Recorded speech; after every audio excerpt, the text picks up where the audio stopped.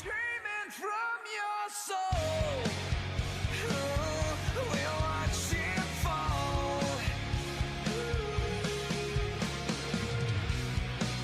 Now you come to walk on. Come and set your light through.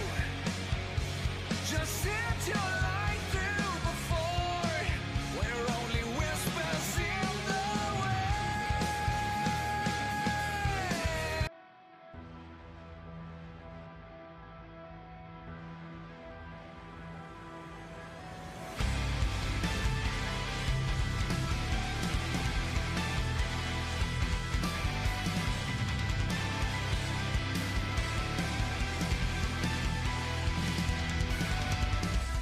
You can turn my world upside down in a rush like I've not felt before.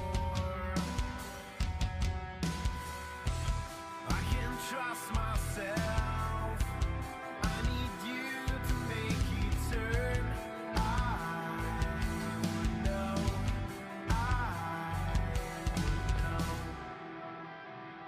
Will you follow me when the sky starts to change?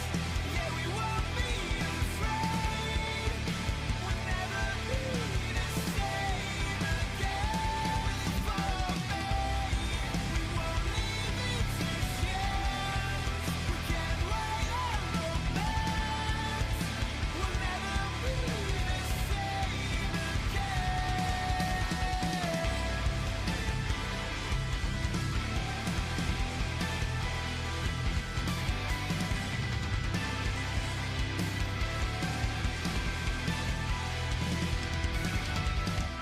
I could keep the light from turning into darkness. You'd be my escape. What have we been told? Is it true or false? Future might seem every spot we're getting close. Will you follow me when the sky starts to change? Yeah, we won't be afraid. We'll never be the same again. Will you follow me? We won't leave it to chance. We can't wait on romance. We'll never be the same again.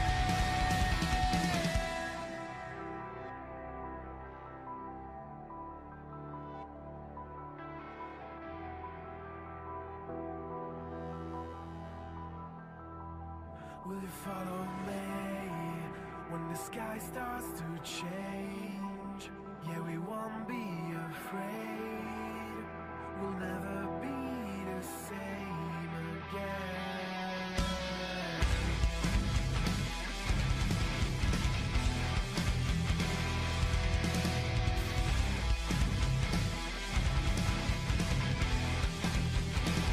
Will you follow me when the sky starts to change? Yeah, we won't be afraid. We'll never be the same again. Will you follow me? We won't leave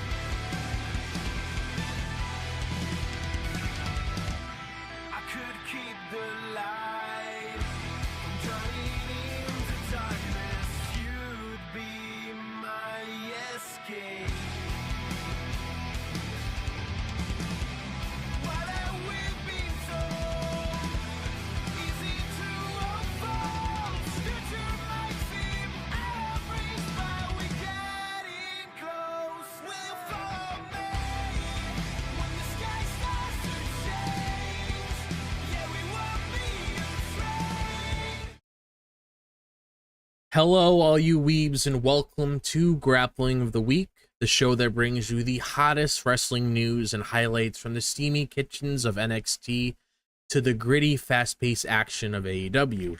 We talk about it all and give you a big discussion piece to truly satisfy that hunger of wrestling content. Brought to you by Anime Studio and hosted by your weebs of the ring. Let's stop a mud hole into this week and get straight into the action.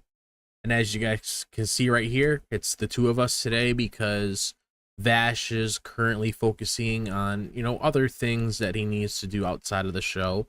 And plus, this is going to be the last show you get for us for the week because we are taking a break like we talked about on Monday when it comes to not covering SmackDown. So hopefully you guys enjoy this because we do have a lot of heavy news to talk about when it comes to certain things that happened in the wrestling space. And also just prepares us for next week because next week is going to be pretty crazy when it comes to a lot of the things we're going to be diving into. I mean, you look at it, the way that the map is laid out, we got the Raw, SmackDown, we got Grappling with the Week next week, we have AEW All In, we have Saturday night's main event, and then we also have the Evolution pay-per-view on that following Sunday. So there's a lot of wrestling in store. Bash. Oh yeah, that as well. So I'm just hoping after that we take a little break here so we could just have a regular schedule when it comes to these events because just a lot of it's just crammed through. It just seems like a lot too much. But I talked enough here. You guys obviously know who I am. I'm the genius of the mat. Drop this box. And I'm also here with the world champion that you guys know, the world champion of the world, Watkins. How you doing tonight? I am doing pretty dang good. Being the U.S. champion tonight, gotta go with the mid-card run right now. The main event scene is a little booked up, but hey, you know what? I'm giving other people a chance right now for the next few days, so I'm gonna rep the U.S. title for a bit. Yeah, like you said, we got a big week ahead of us next week, so it's a good thing we're gonna get a little bit of rest beforehand, because I do want to at least do something for All In, because I am like, and I'll get to this a little bit later too. As much as like the weekly shows are kind of a grind to get through and kind of a hassle to get through sometimes, I am still excited for the show, and I think it's going to be a good chance for them to kind of hard reset with AEW as a whole. But yeah, I mean, I'm just kind of excited to get into some of this news that we have. I mean, we got a lot of contract news, a few things here and there about like just some fun stories and all that. But like, yeah, we're gonna have a good time tonight and all that with everybody. And like Drop said, tomorrow night again, no SmackDown coverage, so take it easy, everybody. Blow up a good old something that's allowed to be blow up, but just be safe. Don't want any fingers being blown off and all that. Yeah, I'm ready to get into it. Let's dive in. Yeah, so as you guys know, we normally start off the show with the greater wrestling media, where pretty much what we do right here is we talk about the segment mainly used to highlight anything regarding an indie promotion we went to, news we want to discuss, or interesting documentaries or interviews from the week, and anything else in the grand scale of pro wrestling. And I don't really, as much as I used to, I don't really always catch it right away when it comes to the Chris Van Vliet interviews and stuff like that. So I normally see the clips on the timeline because I'm either focusing on making videos on my channel, obviously doing stuff here, or, just trying to catch up on anime, manga, video games, stuff like that, which definitely need to make sure you keep track of that, especially when it comes to chapter buildup, comes to manga. Oh yeah. But we're gonna start with the injury corner, and thankfully we only have one topic to talk about when it comes to this, and this actually has to do with Chad Gable. So as you guys know, it was shown on Monday Night Raw that Chad Gable was going away because he's going to be having some shoulder surgery, which he's been doing a lot of heavy lifting lately when it comes to a lot of the stuff that he's been doing on television, when it comes to a lot of the matches that he's been a part of. I mean, you look at what he did around Money in the Bank weekend. He was a part of the was it the AAA show? He was a part of Money in the Bank itself. So it's like, I mean, going through all of that, looking at the kind of stunts that he did. I mean, when you look at that pile driver that he gave Vikingo when he was at that AAA show wrestling for the world title, obviously, he pushes himself a lot. But it was confirmed here that he has undergone shoulder surgery. There's a picture on his Instagram, so hoping the best for him. He did leave a quote here saying that I'll be back quicker than you could say gracias. So it's going to be nice to see him come back whenever he's ready. We do know that El Grande Marcando is still on television, so we can see exactly what's going on with him. Got a little bit taller and everything. That's perfectly fine because that's just a part of life. The more you grow, you tend to get taller, you put on muscle, stuff like that, etc. so on. But what sort of thoughts do you have on this? I mean, I'm just glad he was able to get into surgery fairly quickly. I mean, kind of the same thing with Liv Morgan, because I think, and I probably should have put that on here too with her, because she also went through surgery and she's on the path to recovery right now. So, yeah, just good on them. Hopefully, the healing process is as easy as it comes. And hey, Chad, gracias. Are you back yet? Okay, all right. So you are bullshitting us. All right, great.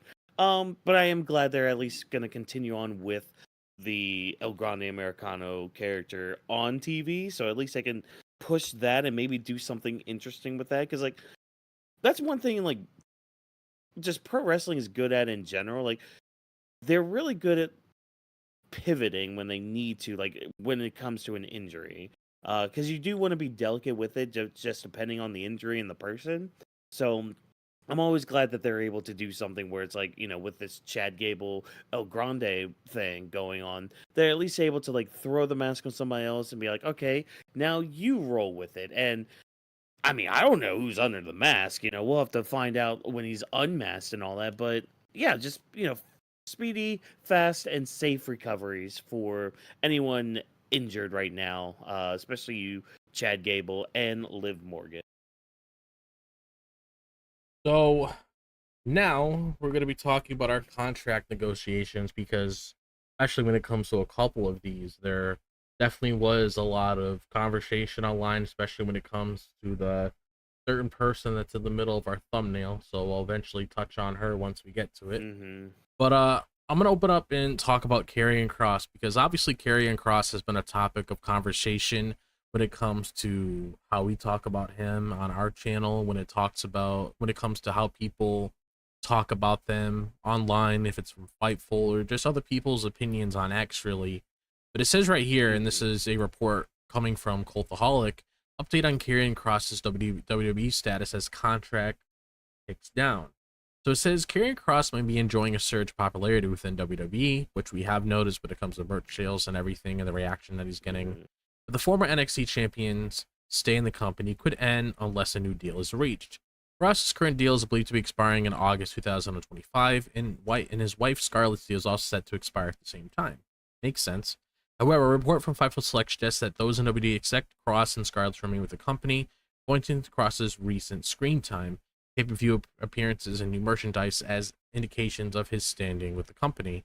There's no word on whether Kross, Scarlett, and WWE has entered negotiations over a new deal. Reports at the beginning of June claimed the two sides had yet to begin contract talks, and Kross signed his last deal in August of 2022 with a 3-year deal contract expiring in August of no time missed due to injury. So yeah, I'm hoping they figure out this situation sooner or later because, I mean, they could say all this nice stuff right now, but for all we know, once it hits August, it could be a completely different story. But it's like the way I look at it personally, just to chime in a little bit on this. I mean, he's obviously getting the reaction that they've been wanting him to get for quite some time. So that's a good sign. Plus, he's making them money when it comes to merch and everything. So I'm just hoping that they really do something with him because, I mean, yeah, sure, he's getting reaction and he's making merch, like I said, but it's like we talked about on the channel, and I do recall Watkins bringing this up when we talked about Raw before, just any pay-per-view when it revolves around him, especially during the Money in the Bank pay-per-view. I believe we also brought this up. You could do all these things across, but you also need to let him win his matches. so people actually give a crap about him and actually take him seriously when it comes to him being a threat.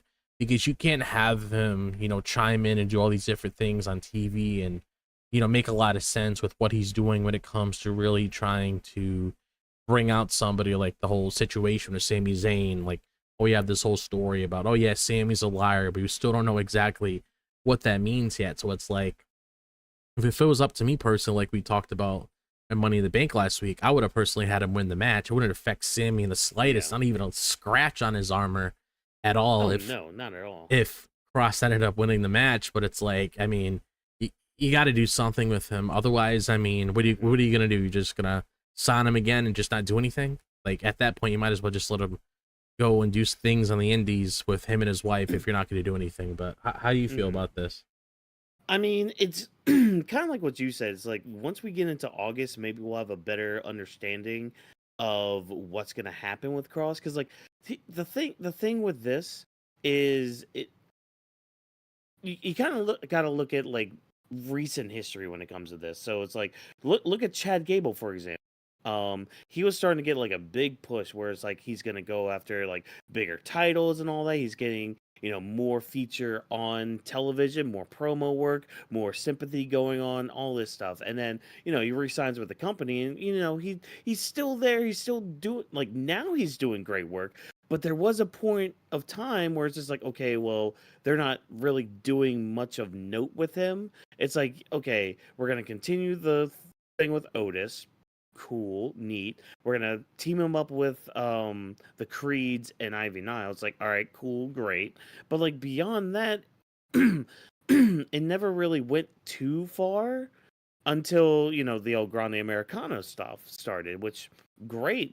That's kind of a resurgence of what he's gonna be doing and all that, or what he has been doing. And I mean, it's kind of similar with Kross right now, where it's like, oh, now he's getting a push. Now he's being featured. And it's like, okay, well, now we're giving you what you want. Don't you want to sign with us? Okay, great. Now you're signed with us. All right, well, almost back to catering or back to wrestling on speed again, so, or, main event where you're basically just wrestling for the people coming into the arena at that point. But, yeah, just use him because he's a good talent. Like he's decent in the ring. I don't know if y'all heard Sydney going, but whatever. That's besides the point. Yeah, he's decent in the ring. A damn good promo. And he's pushing merch. But like, see, with the merch thing too, just looking at recent history, look what happened with R-Truth. Like, they released R-Truth after he was selling a lot of merch during that John Cena stuff, and then we find out the next week, R-Truth's gone. See ya. Have fun. Thanks for making us money. It's like, dude, come on. Like, the guy was like your number 2, maybe even number 1 at that point, merch seller for your company, and then you just decide, no, we're gonna release you. Like, it just doesn't sit right with me with that. So I'm just hoping for the best for Karrion and Scarlett, for that matter, because like, if they honestly, if they do leave WWE, I could see them like doing a really good indie circuit run, kind of like what Baron Corbin's doing right now, because like he just won like tag team gold with what's his name, Dijak. Yes. I forgot what company it was for, but yeah, they recently won some tag team gold, and we'll see later on when we go through some news. Another like NXT star like just recently won some gold of her own on the indies. So it's like, I could see them doing well wherever they end up. No matter what happens, I think there's at least money where they go. So I just hope for the best for them. That's basically where I stand with it. Yeah, I really hope for the best too. Hopefully they could figure out whatever they're doing with Karrion Kross moving forward, so we're not running in circles trying to figure out exactly what's going on, because I mean, they should have figured it out by now, or at least have some sort of plan in their head. So I'm hoping they're not waiting until the last second. But the next thing we're going to be talking about is actually a report on Darby Allin when it comes to his return, and this is also coming from Cultaholic, which we have a lot of our reports coming from them. So shout out to them. Yeah. So it says right here, top AEW star expected to return soon. It says one of All Elite Wrestling's top stars, is expected to return to the company soon after a multi-month absence from the promotion. He has not been seen on TV since late 2024. A report from Fightful Select suggests that Darby Allin is expected back soon, having completed his expedition up Mount Everest. AEW originally hoped for a former TNT champion to be back in the fold in time for the Owen Hart Foundation tournament, but this did not come to be. With Fightful's report suggesting Allin could return imminently, some in AEW believe he'll play some part at AEW All In Texas on July 2nd. He was written off AEW TV in December 2024 to prepare for Everest. Having originally planned to conquer the mountain in 2024, Allin successfully completed his ascent in May of 2025. So when it comes to this itself, I mean, I had a feeling he was probably going to come back around this time. It makes a lot of sense, and I sort of figured out exactly how things could lay out when it comes to Darby Allin coming back into the fold, because we obviously have this whole Death Rider situation going on, and obviously, you know, a little bit later, Watkins will talk about what happened at this week's Dynamite when it comes to how everything's developing there. But one of the things that I was thinking of in my head, and honestly, you could have really thought about this months ago when it comes to him, is normally at AEW All In, you have the Casino Battle Royal. So I was thinking in my head, since whoever wins that match gets a guaranteed of, you know, whatever title they want, essentially it's their Money in the Bank pretty much. So it's basically, like, I was thinking maybe he returns there, maybe he wins the match, maybe it could be one of those things where he adds himself to the championship match against Jon Moxley, or it's happened in WWE before when it comes to the Money in the Bank, where they could cash in the contract to have a match at whatever said point that they want to. So maybe it's one of those things, because I feel like, you know, if he is targeting Moxley, which makes sense considering the kind of beef that they have, I feel like he could easily return there, possibly win the thing, and we could see how things turn out for the both of them, because I know a lot of people are in favor of Adam Page winning, which I get that, and trust me, I wouldn't be against it at all. But there's also a part of me thinking maybe they want it to be Allin, considering that was a topic that was discussed a little bit ago in the community when it comes to his part in the story, because obviously you got to factor him in eventually, considering how big of a part he was in it when it comes to the run-ins he had, you know, getting thrown down the stairs, or using that vehicle to just crash into them and everything. So it's like you obviously need to have some sort of interaction with them there, which is why there's a part of me that thinks that maybe we're not done with Moxley yet, and I hate to throw that out there. Don't but don't torture me like that. But I could easily see him playing a part in it, and it could easily just be one of those things where either maybe he wins the match, he goes after the title himself, or maybe he costs Moxley the match or anything. It all really depends what goes on, but I feel like this was kind of obvious when it comes to us seeing him around this time. Yeah. I mean, I don't know about being in the gauntlet right now, just because, like, he how do I say this?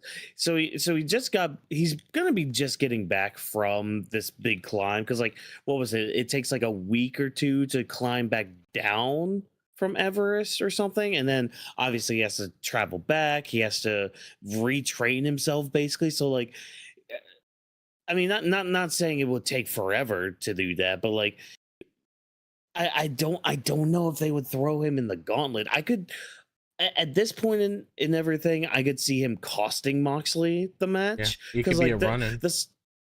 Yeah, exactly. Like, I could see him, like, running in, and, you know, we'll get into the AEW topic later on, but, like, yeah, I could see him running in and being part of the reason, like, almost the last ditch effort to take the title from Moxley, because, like, man, the stuff with Hangman is just way too good. And I mean, if Darby was still around during all of this, I would still be all in on Darby. But, like, I could see just how it is right now. If they don't pull the trigger on Hangman, I don't know. I would really have to question the product at that point. Like, I would. like it would just be them waiting for Darby, and it just doesn't sit right with me, especially what they've been doing with Hangman, because it's been so that's been the highlight of AEW Dynamite for the better part of like the past few months. And like, how do you go through a redemption arc like this and then just have him fail at the end? Like, what more would it be beyond that? You know, like what more would Hangman have to do? Because like he's already coming around to everything. There's only one thing. And it's just the whole swerve shit. But like even then, it's like that they have to be very delicate with that too. Yeah, just I don't know, man.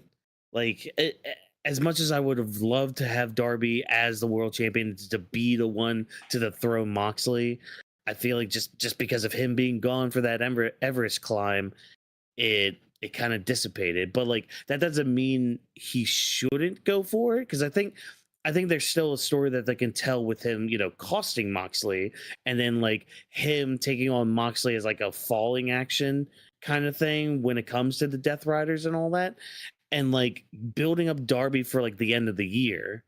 Or I mean, not that late, maybe. Well, yeah, because I don't want Hangman to have like a short reign with it. So like, yeah, probably maybe like end of the year, maybe the latest Revolution, but that would be like the latest, you know, because that's already 2026 time right there. Yeah, I mean that's just kind of where I stand right now. I mean, I wouldn't be no, I would be upset. I'm not gonna lie. I can't sit here and be like, I wouldn't be upset if Moxley won and then we would get Darby, because yeah, I kind of would be upset because I do like the story we're telling with Hangman, but yeah, it's a weird thing. I mean, and I want to see Darby on my screen because I do like Darby Allin, but it's just like what they've been doing right now with Hangman has been way better. And just reward the man. Well, That's all I'm gonna say. Like, all you can hope is they don't pull a WrestleMania 39 ending.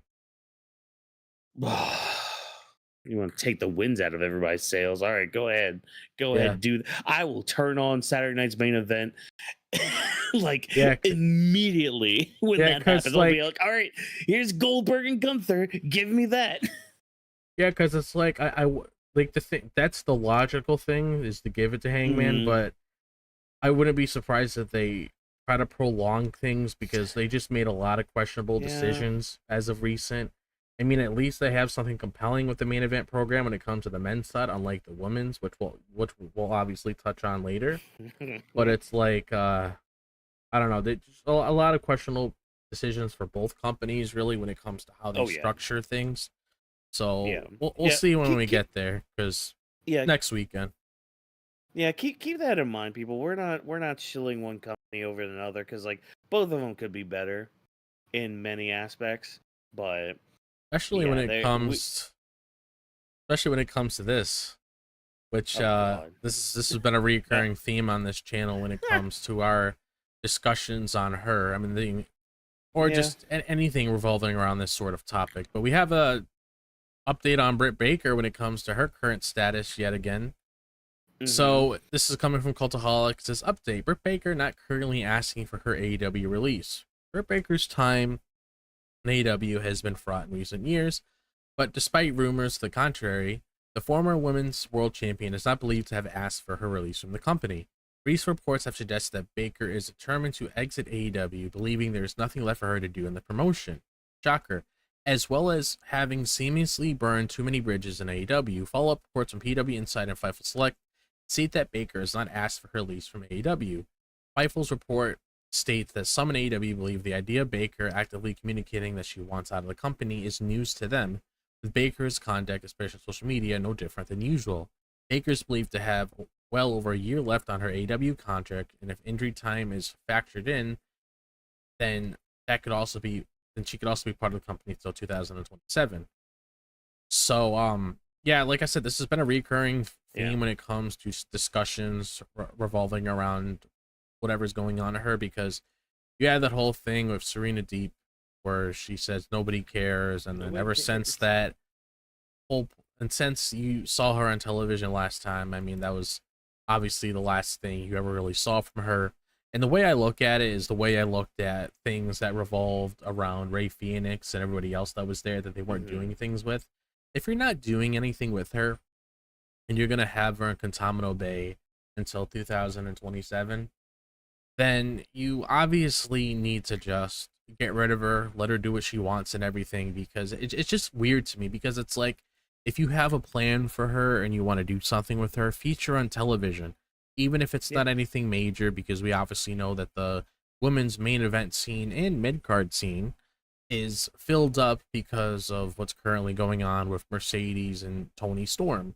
So it's like, if you want her to do something on the side, possibly help build up a newcomer or whatever to really get themselves out there, or anything along the lines of that, because she is one of the very first people that was there that really, pushed the needle when it comes to women's wrestling over there. I mean, good match to bring up is that match that she had with Thunder Rosa many years ago that really put a lot of eyes on the product until Tony and Mariah May, when they had their that match a couple months ago, that a lot of people kind of put above that one now.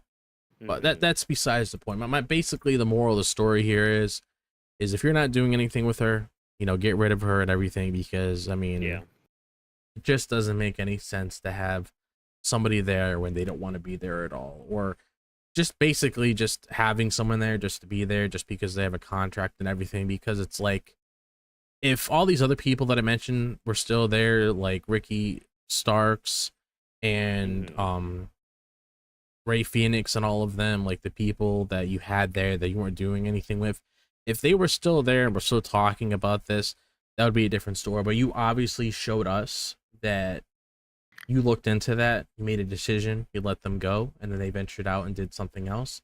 So just by looking at what you did right there, it clearly shows you can make an easy decision, just let her go. And that's not me begging to see her on television or anything. It's just me saying you've let people go before, so don't act like you haven't done it.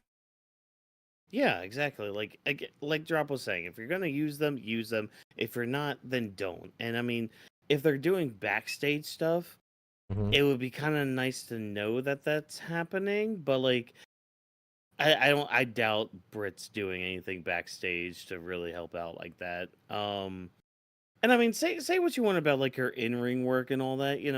'Cause again, people have opinions and think differently and like different things. That's fine and all that. But like, I don't know. She's good.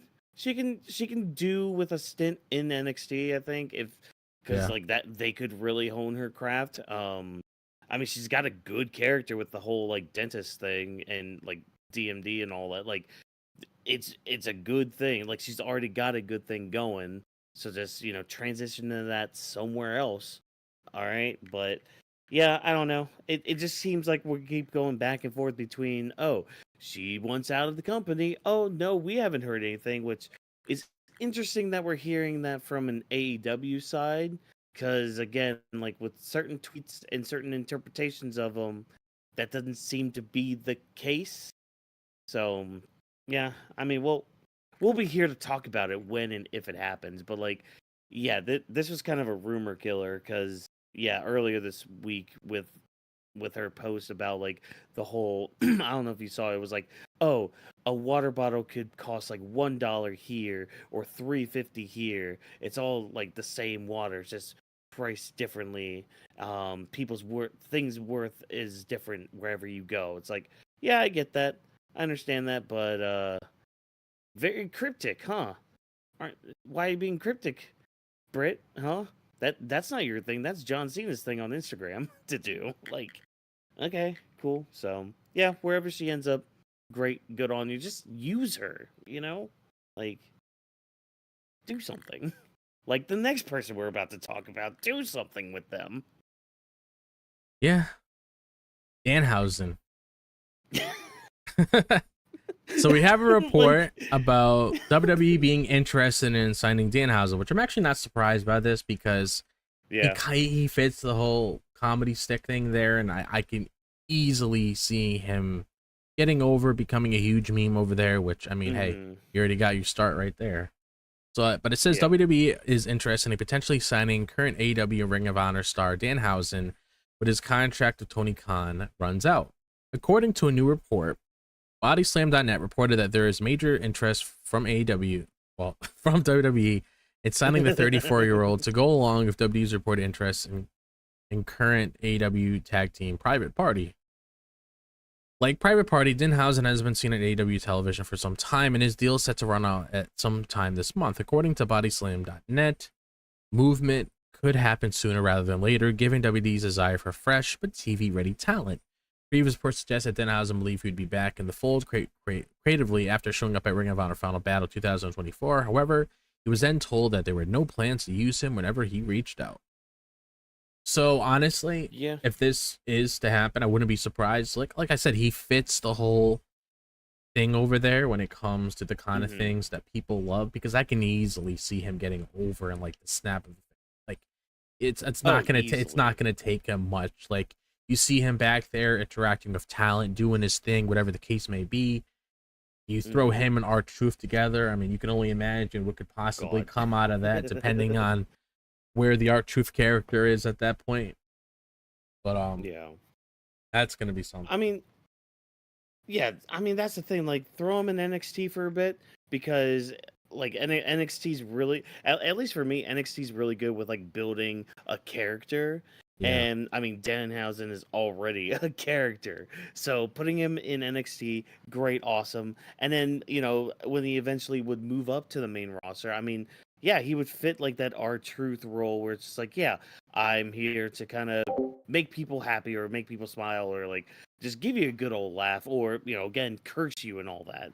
So, yeah, just go on, move. Like, it's just like what Drop said earlier. Like, if you're not going to use the talent, then don't use them and just let them go. It should be that easy. But again, I'm not a contract writer or someone that holds on to contracts like that, so I don't know how their contracts work with all that.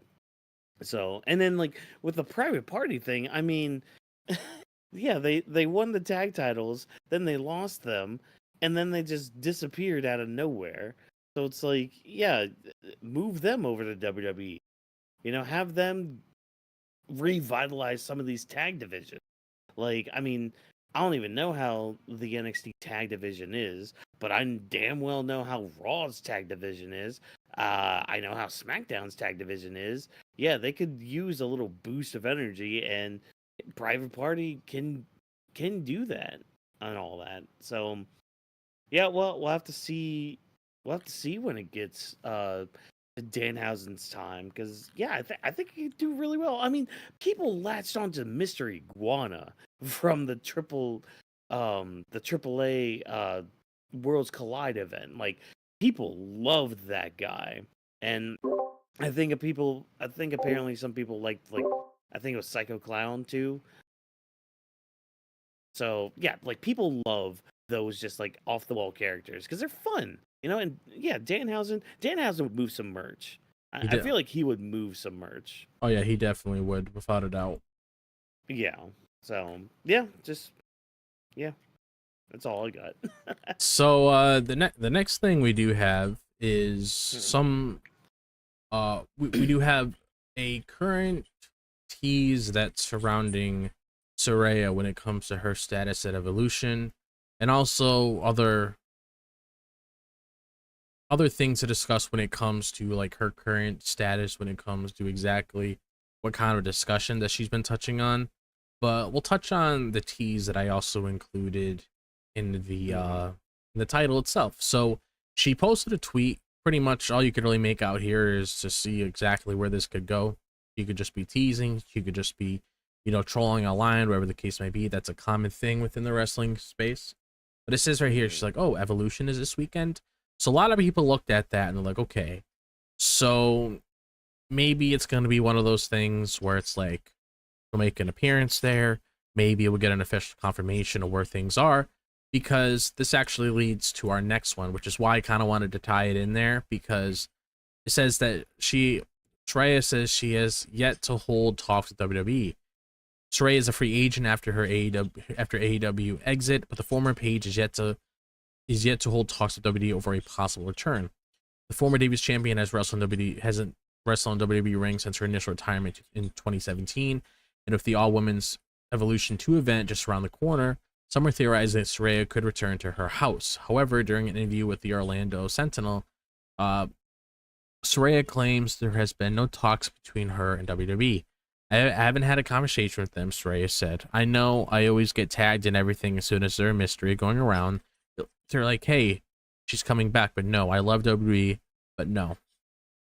So, honestly, just to give a quick thoughts on this and everything, could it happen? Sure, because I mean, I wouldn't be surprised in the slightest.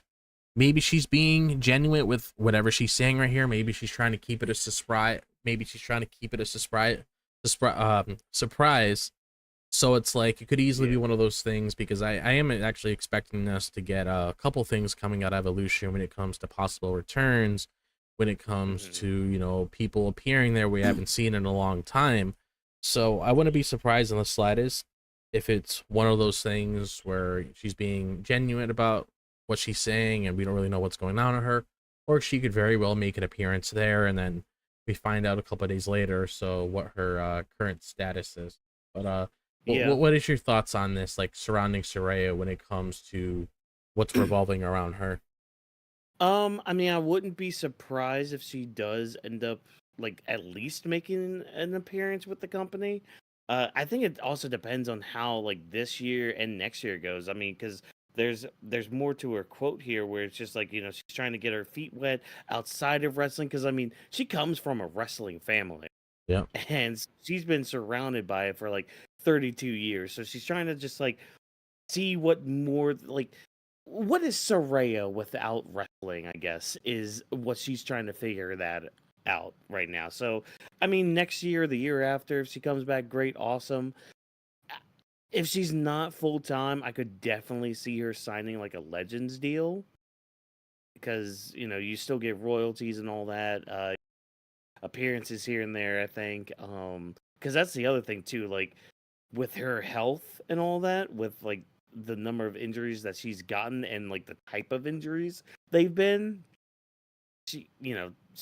there's probably a part of her that's like still wants to be very careful with all that, just to make sure, you know, she can have a long fulfilling life and everything. So yeah, I mean, just depends on what she wants to do afterwards and just how this feeling out process goes for her life, because yeah, it's rough out there, you know, especially when you're trying to find yourself, because yeah, as a fellow 30-year-old, I get it. You know, trying to find what you are outside of certain things, and yeah, it can be a challenge for a lot of people. So more power to you, Saraya.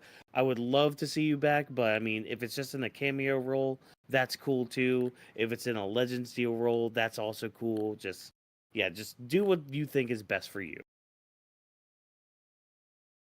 And then the last thing we're going to touch on when it comes to our contract negotiations topic of the show is AJ Styles, when it comes to us knowing about his contract status, which has been a topic of conversation this year when it comes to exactly what's going on with him.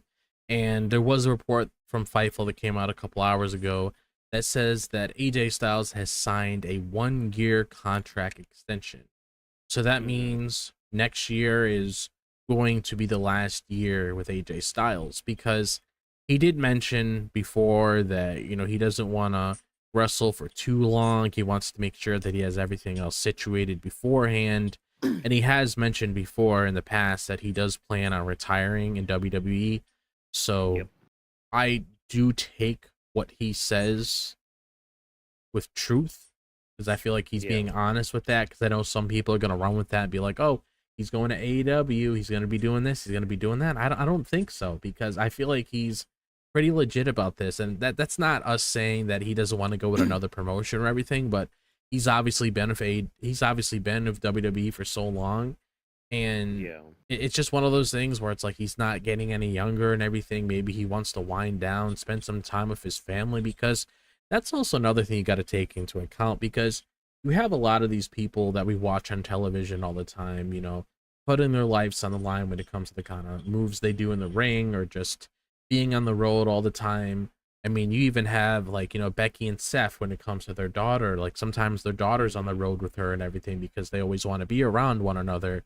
And I'm pretty sure Cody, like when he lost the title at lost the title to John Cena at WrestleMania, he probably had the time of his life when he was with his daughter, when he was with Oh his yeah. wife, going on those Disney trips and everything, because now that he didn't have the title on his shoulders anymore, he had a little free time to himself, so he was able to do what he wanted. And that's the kind of thing you got to look at. It's like even us as content creators, let's say in a few years, like once Weebs of the Ring blows up and everything, it's gonna come to a point where like me, Watkins, and Vash, we're gonna have those days where we're on here talking about everything, but we're also gonna want to have those days where we could, be with family, friends, loved ones, etc., so on, because obviously, that's a very important thing that will never be replaced. So that's just something you got to take in account, like in the wrestling space, movies, actors, and different artists, etc., so on. Even when it comes Yeah. to people that work on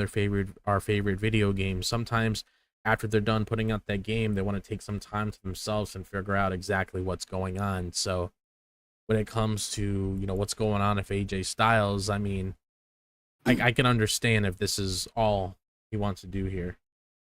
Yeah. Yeah, I remember that interview done. I forgot who though, but he had mentioned, like you said, he was going to retire with WWE. It's just if I could ask for just one thing outside of WWE, like if I kind of greedy with it, give me him and Osprey. I mean, I know he's a little bit. I feel bad saying AJ Styles is slower than he used to be, but I mean, it's just a thing of nature. It's just a thing of aging and all that. So yeah, if you give me just one thing out of WWE, just give me a match with Osprey, because you guys could make some magic together. I already know that. The phenomenal, like two of the best in the world going at it. Like that's just money right there. But yeah, I mean, more power to him. Again, he's gonna end his career in WWE. It sounds like, which again he said he wanted to do. Just do some streams, dude. Too like you used to do a lot of like Twitch streams. Yeah, get back on there. I'll subscribe to you. I'll pay you the $5 a month for it, and all that. So yeah, just good on you. Yeah, just as we've said with everybody, just do what's best for you and your family. That is true. So the next thing that we're going to be touching on, oh whoops, oh, there we go. Gotta put in the time code here. So the next thing I'm going to be touching Yeah. on is Abyss, on why he denied WWE contracts in the 2000s. And after I give my piece on this, I do have to run out and take some trash out, and I Oh, of will be course. back. But it says right here, Abyss reveals why he turned down WWE in the 2000s. This TNA original Abyss never made the jump to WWE despite their interest in signing him during the 2000s.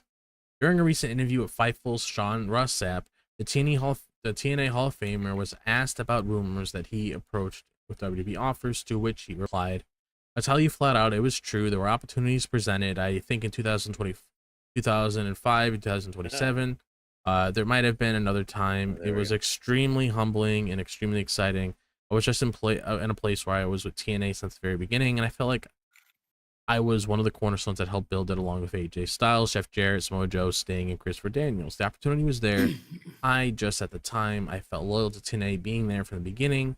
That was something that I couldn't walk away from." So, honestly, like when it comes to that, I mean, the best thing I could really say right here is that, I mean, he was at a place where he was busy trying to build another promotion and everything when it came to the couple of guys that I mentioned. So, I mean, it makes sense why he was trying to do his thing around that time. He didn't really want to take any time away from that and everything. Like, sure, the contract is there and Yeah. everything, and there's always a point where he can always go back there and do what he needs to do. But I mean, you gotta understand, the time at hand, what he was trying to build at that time to really figure out what he wanted to do for himself, because obviously, Mhm. it's up to him with whatever company he wants to go. Yeah. Yeah, like that's the thing. It's just with I'll be right with back. Abyss. Oh yeah, of course, no problem. I'll talk to the chat for a little bit. You guys are stuck with me for a few minutes, but that's fine. That's all good.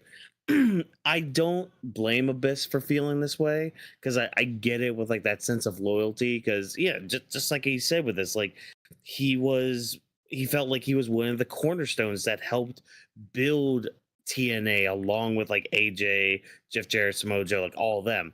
And I always remember because like I don't remember if I've ever talked about like my experiences with TNA here on the channel.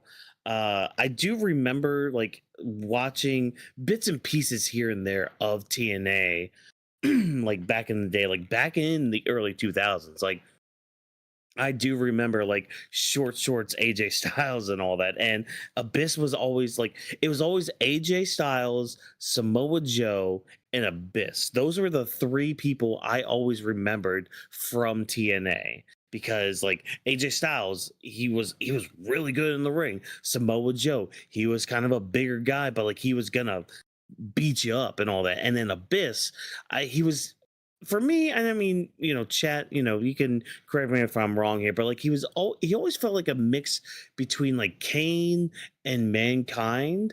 Mainly Mankind because like the mask, but Kane because of the whole monster thing and all that. And I always wanted him in WWE to face off against like Kane or Mick Foley and like really get to showcase like some of his monstrosity and all that. And again, didn't watch too much TNA, just again, hear bits and pieces here and there. So yeah, I was never too familiar with his work, but I always wanted him in the company. But yeah, it makes sense with his statements here because again, the three names I named here, AJ, Samoa Joe, and Abyss. Like him saying he was a cornerstone of TNA at the time, yeah, that makes sense. That checks out over here in Watkins territory and all that. So it's at least cool to know that like the opportunity was always there. Like they always did kind of send him offers, be like, "Hey, we can pay you money," but it's just good to know that like it's not just money for him. It's all about just like the business and where he feels fit to to fit in and all that. And I mean right now he's producing in WWE, so they at least see value of him beyond being a talent and all that. So I at least appreciate the company for seeing that within Abyss and all that. And I mean, it even says here, like at the end of this article, Cody Rhodes recently spoke about his pitches to get Abyss just in the Royal Rumble match and all that. And apparently, like it just keeps failing and failing. Like that would be cool. Just a small little appearance of Abyss in the Royal Rumble. It could honestly, it could happen in 2026 if the Saudi princes want it. But I mean, they're also stuck in the freaking like 1990s or 1980s when it comes to their wrestling preferences and all that. But I mean, even still, they could throw Abyss into the Royal Rumble next year. That could be fine. I wouldn't be mad at that at all. Like at least he would be making his WWE debut like in a real life ring other than making his WWE debut in WWE 2K25, which I haven't gotten a chance to play as him yet, but maybe I'll put him in a feud. Chat, let me know what feud do you want me to put Abyss in with, because I'll put him in a feud in my universe and all that. Yeah, I mean it would have been cool to see him like well I look back in like 2005, 2007, and it's like that was kind of a changing of the guard moment too with WWE because that was when like Cena won the title, Batista won the title, Super Cena was just starting around this time. So like mid card maybe would have been fine, but yeah, because yeah, this was around the time I think what was it, Hayden? I think Heidenreich was around this time. I don't know if Mordecai was. He might have been because I know like Taker had come back. Maybe that was more 2004. But anyways, that's besides the point. That's still like roughly the same time period and all that. And I know they changed to 2008, to be PG and all that. So unfortunately, Janice would not have made a debut in the company then. But hey, again, play 2K25 and you can have an official Abyss character and an official Janice weapon to use and all that. So yeah, I mean, it would have been cool to have him there, but yeah, just more power to him. You know, at least he's a man of his morals and will stick to them. So yeah, just great all around, I think. That is true. He has a lot of things in common with AJ too when it comes to where he wants to do. Mm-hmm. Yeah. So our next topic of conversation, and I'm a little out of breath because I ran outside to throw out the trash. But we have an update on WWE's Saudi Arabia plans for 2026. I'm pretty sure a lot of you guys are aware about this. So it says WWE has major plans for Saudi Arabia in 2026. Shocker. With it being announced earlier this year that the company will hold 3 shows in the Middle East in 2026, including the Royal Rumble. In addition to the Royal Rumble, Fightful Select has reported that WWE's other 2026 shows in Saudi Arabia are planned to take place in May and November, respectively. While Survivor Series often takes place in November over Thanksgiving weekend, Fightful noted that the Saudi show either won't be Survivor Series or the event would be moved away from its usual weekend, as WWE sources don't envision the company sending talent on an overseas tour during that holiday weekend. WWE has often held shows in Saudi Arabia in early November, notably Crown Jewel.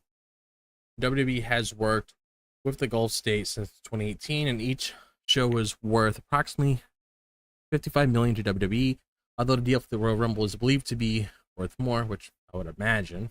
The relationship between WWE and Saudi Arabia will remain ineffective until at least 2027. So, wait, what does that say right there? Oh, okay, it was another conversation we'll talk about towards the end. Yeah, that's another conversation later. But that's a whole other can of worms to open.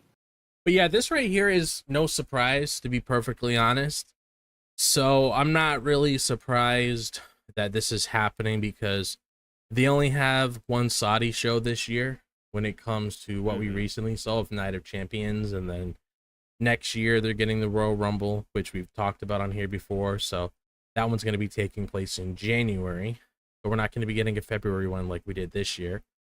And then we also, I would imagine in November, because they have done this before in the past, would probably be Crown Jewel. So you probably have it early that month, and then probably Survivor Series towards the end of November, which usually like falls around Thanksgiving weekend. So the May show, I mean, what was it, like maybe King of the Ring? That's the only thing I really think of. Yeah, either that or like Night of Champions. Yeah. There was another one that they did. It wasn't Crown Jewel. It was another name.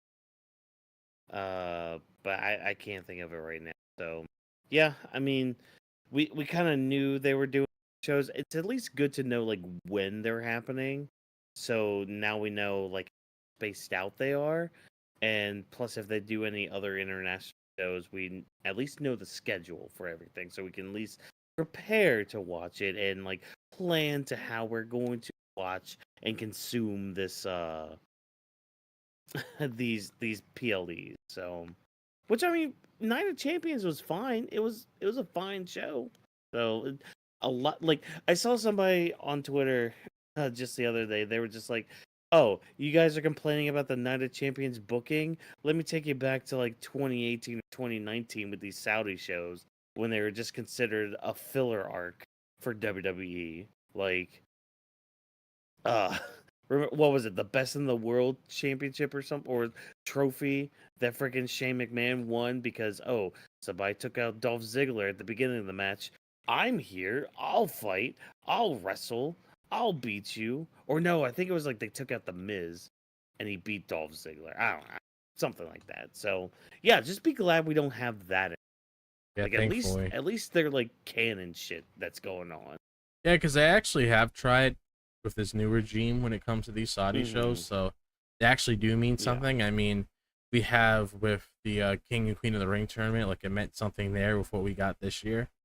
So I mean, at least there's that. And plus, last year they Hmm. had the same thing. We went to Saudi for the same thing that went on there with the King and Queen of the Ring, and then also when they did the Hmm. whole Crown Jewel Championship. So at least there was something to work for to really get there with that.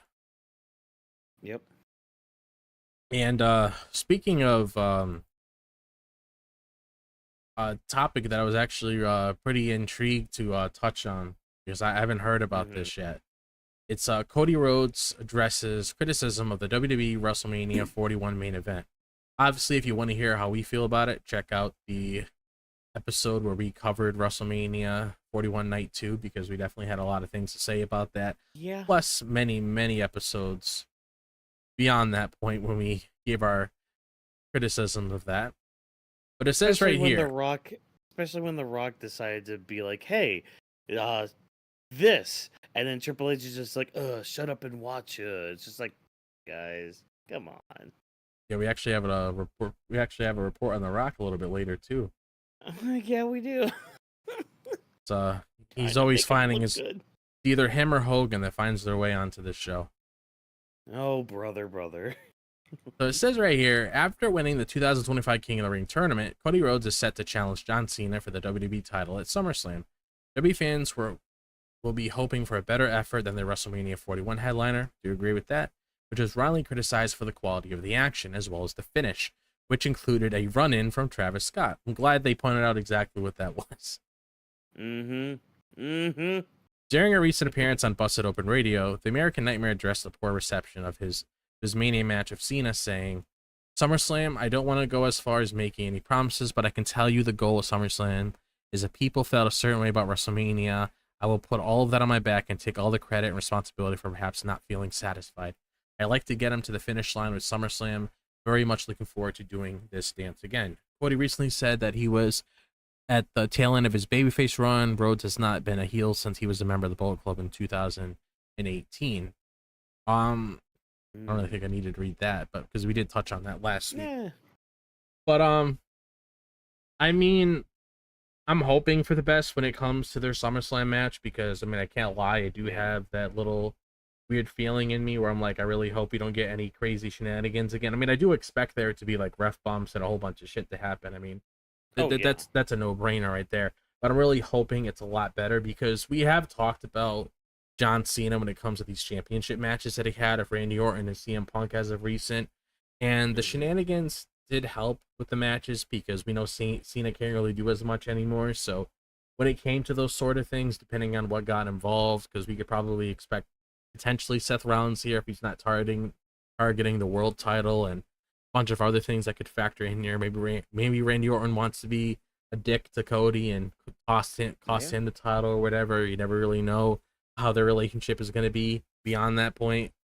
But it's like, I mean, I'm just hoping for the best, and I'm pretty sure, they have to put on a. Obviously, they need to put on a smiley face when they go and do these things. But I'm pretty sure there was a part of him that probably was aware of, the sort of reception that this got as well, especially when it came to him being away from television for a little bit, probably looking at what people are saying online. Mm-hmm. So it's like, yeah, I'm just hoping for the best here, hoping things work out. So yeah. Yeah, and I hope what he mainly mentions here is of the match quality, because yeah, the match itself just was not the best. It was very slow and methodical, if you will, with like the WWE buzzwords, but that just means it's slow as molasses. And again, the Travis Scott run in, what more do we have to say other than why? Like, already the match was slow, but you're going to add in a 2-minute entrance for this. All right, cool, neat, fine, whatever. So I'm hoping what Cody means here is mainly with like the match quality, because like, I mean, we can go into fantasy booking about like, oh, Cody should win the title back then, or because John Cena should continue his heel run, blah blah blah. So we'll have to see where that goes. But like, I think my biggest thing with all this is like we keep getting these reports or like these stories coming out where like WWE and even AEW sometimes do this. They both will hype, like almost overhype their product to a point where they're just like, oh, just wait and see what happens here. Just wait to see what we do here. And it's like, okay, you know what? Cool that you guys did that, but like it didn't really match the hype, I think, that it could have been. I think maybe Money in the Bank might be the biggest one, where it's just like, okay, yeah, anything big can happen. And I mean, is R-Truth coming back, attacking Cena, and Cody pinning Cena and all that. Like, great moment for R-Truth, but then like when you take a step back and kind of look at it on paper too, it's just like, wait, so your big thing, the big hype moment that you were bringing up for this show was R-Truth coming back. Oh, okay. What about the rest of the show? No? Okay. Fine, whatever. But I mean that's just a criticism just in WWE in its own part, because they also like to book for 3 events all at once. Like, I mean, especially now when it comes to freaking uh Saturday Night's Main Event, Evolution, and SummerSlam, and throw in freaking Clash in Paris because the freaking women's battle royal we're getting on Evolution too. Because yeah, like they just like to book multiple shows at once. Interesting. I would have to sit down, and we might have to have a conversation about that at some point. How they like to book their shows anymore, especially in 2025. But Yeah, because they've been like scattered like all over the place. Ridiculous. Mm-hmm. Yeah, like I gave them the benefit of the doubt last year, because it's like, okay, we're building up for the big show, but also like we have these smaller builds for like the go home week. So like the go home Raws would have like some story progression with like any mid card stories and all that, like pushing forward. Whereas like more main event scene matches, or like matches that were going to be PLEs, they would mainly just have like promo segments or like backstage segments on like the Monday Raws and the Friday SmackDowns and all that. But like anymore, yeah, they're just like you said, they're scattered, almost very scatterbrained when it comes to it all. So that's all I gotta say. Hey, criticism exists. We're consumers, so we're either gonna love it or hate it, or maybe be somewhere in the between. But you kind of want us to love it, so It's true. Next thing we are going to be touching on is CM Punk that I referenced earlier. So there was a report talking about the whole thing that went down when CM Punk approached the audience member about, the whole situation about apologizing and everything. And this is coming from Fightful Select, and it says there was reportedly no pressure on CM Punk to apologize in Saudi Arabia because he was aware that he would have to address it, which makes sense because you would imagine, like we discussed on here before, returning to the company, doing whatever he has done beyond that point ever since November 2023. He obviously knew sooner or later he was going to come across something like this. So knowing how he was heading into this match with John Cena at Saudi Arabia for Night of Champions, he obviously knew that this sort of thing was going to be brought up, and that's why he took it upon himself to do what he wanted to do. So it wasn't one of those things where it's like, Punk, you got to do this, you got to do that. I mean, Punk's always been self-aware about a lot of things, so seeing him in this situation when it comes to him, addressing what happened at that press conference, I mean, he didn't even like sugarcoat or anything. Like, he was pretty much saying the whole shebang there, like talking about what he said about a tweet. He even mentioned the Miz, so he even brought up a name like that. He didn't have to do that, but he did. He didn't sugarcoat anything, so he was obviously very sincere about the situation and everything. But yeah. Well, what was your thoughts on this? I mean, I feel like the company didn't pressure him, but at the same time, they probably were just like, "Hey, Punk, remember those tweets you said? Yeah, for your safety mainly, you should probably say something or address something. But again, we're not going to pressure you to do anything. You do whatever you." But like, because that's the thing, if Punk didn't say anything, it would have been weird for him over there. I agree.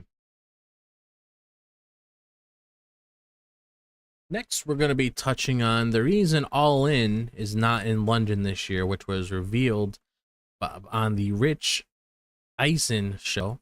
I don't know if I said that right or not, but we're going to be talking about exactly that because, as you guys know, All In Texas is taking place next week. Maybe we might possibly find out what's going on next year for 2026. But it says Tony Khan reveals why AEW All In 2025 isn't at Wembley Stadium. It says right here, AEW All In has, for the past 2 years, taken place in London's Wembley Stadium. This year, however, the event will emit from the United States for the first time, as Global Life Field in Arling, Texas, will host a pay-per-view on July 12th, which is next Saturday. During an appearance on the Rich Eisen show, AEW CEO Tony Khan explained why All In isn't at Wembley this year, saying, "We're going back to Wembley next year. Coldplay had booked this weekend out years in advance. I can't wait to do Global Life Field in Dallas, go back to Wembley next year. Coldplay are scheduled to play Wembley Stadium on August 22nd, 23rd, 26th, 27th, 30th, and 31st. AEW All In traditionally has taken place over the course of the August bank holiday weekend in the United Kingdom, but was moved to July for 2025. This year's event is set to break a gate record as the highest grossing non-WWE show in North American history, with tickets sales amounting to around 2.5 million. With ticket sales at close to 20,000, it will be AEW's highest attended show in the United States. And again, this is also a report coming from Cultaholic. So what I have to say about this is it makes sense with the reason that Tony Khan provided when it comes to what was happening around this time, because if you're watching AEW for the past 2 years when it comes to All In, they were in the United Kingdom and they always took place at those Wembley shows. That's been a reoccurring theme for those past 2 years. And then this year they're going to be in Texas doing their All In show. So obviously, because of things that are happening with Coldplay when it comes to what they're doing over there to play at Wembley Stadium around the 22nd, 23rd, 26th, 27th, 30th, and 31st, I mean, that's a lot of days. So obviously you want to make sure a lot of the attention is focused on them. You don't want things to just get mixed up and have it all over the place. So it makes sense why things were laid out the way it was. So more than likely you'll probably get some sort of announcement at AEW All In next weekend when it comes to what's going on next year for next year's All In. So I would assume around that time you'll probably get something from Tony Khan saying, "Oh yeah, we're gonna be at Wembley next year for the event itself." So what do you have to say about this? Oh, we're on the Wembley one. Sorry, I also had to deal with some trash related issues. Yeah. I get it, because you kind of want to book things ahead of time. You kind of want to you want to make sure you have your events where they need to go and all that, but kind of a good thing that they're not going like so many years in a row. I think what they really should do is go to London every other year like this, like go to Wembley every other year, because I think it'll give like that crowd more of a reason to go when it's there. And I mean, that's just my mindset when it comes to like booking a show at a big stadium like this, because I think if I remember correctly, like last year their ticket sales weren't as good as the first time they were in Wembley, which I mean, again, they're coming back to it.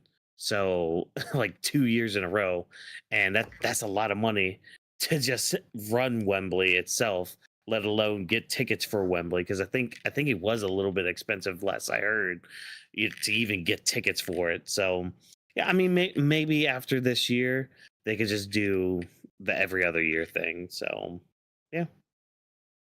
Yeah, but damn you, Coldplay! Damn you! Yeah, Coldplay's the reason why we're not getting it in Wembley this How year. dare So they? You wanna voice out all your frustration, you just Yeah. say it to them. Yep. So next we actually have some news on Naomi when it comes to her Money in the Bank briefcase. Because according to Cultaholic that this report is coming from, it says Naomi planned for custom W Money in the Bank briefcase, which makes a lot of sense because we already have Seth Rollins doing it, so it was only a matter of time before Naomi decided to put it upon herself. And she's also, been doing things with her Money in the Bank outside of the contract inside of it itself. So this makes a lot of sense for it to head down this direction. But it said, from Damian Sandow's leather to Tiffany Stratton's Barbie-inspired look, the WWE Money in the Bank briefcase has often been redesigned to suit the briefcase holder, and that will be the case once again in 2025. Seth Rollins has already debuted a new version of his Money in the Bank briefcase, and according to Bodyslam.net, Naomi is set to do the same. The custom Money in the Bank briefcase for Naomi will lean into her current persona, visually reflect her proceed with caution gimmick. Naomi won the Women's Money in the Bank in the ladder match for the first time at the June 7th pay-per-view. She has attempted to cash in the briefcase on a number of occasions since then, but has not been repeatedly thwarted by either Nia Jax or reigning WWE Women's Champion Tiffany Stratton. A rival of Naomi's and Jade Cargill is scheduled to challenge the WWE Women's Championship at SummerSlam. However, and speculation has suggested that Naomi may end up cashing in on the former AEW TBS champion, which again makes a lot of sense if it heads down that direction. But to keep it short, really, here, I mean, this makes a lot of sense. We've seen it with a lot of briefcase holders in the past couple of years, especially when it comes to the ladies. So it makes a lot of sense for us to see something like this. So I wouldn't be surprised in the slightest if you see something like this tomorrow, probably like the backstage segment, you have her walking around if it whatever, or if they happen to show it on the show, because I didn't see any pictures of Naomi on the SmackDown leaks when it comes to her with the contract. Maybe that's something they show in the back. We'll wait and see. But yeah, what do you got to say about this? I mean, hopefully the design is cool. I can, part of me can kind of picture it like continuously getting dented and damaged to the point where like she kind of just sticks duct tape on it, and like of course obviously there's probably gonna be caution tape around it too because of her whole proceed with caution thing that she's trying to get over, which you know what, good catchphrase to get over. I like that a lot. So yeah, I mean, I look forward to seeing what it looks like. Basically all I got.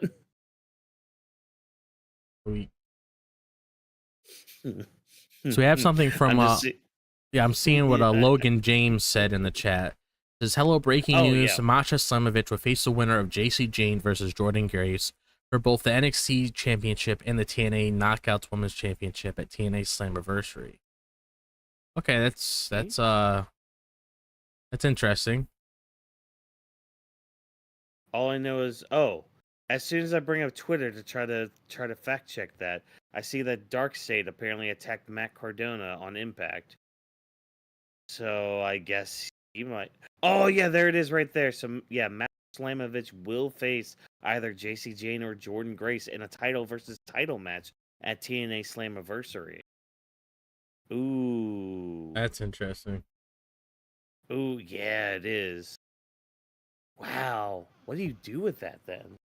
I know. That's what I'm saying, because it's like you're gonna have one of those people walking away with both titles unless shenanigans take place. But I don't know. But even then, it's like I don't know. I'm not too familiar with TNA. Yeah, with like Master Slamovich and all that. So it's just like, do you take the title off of her?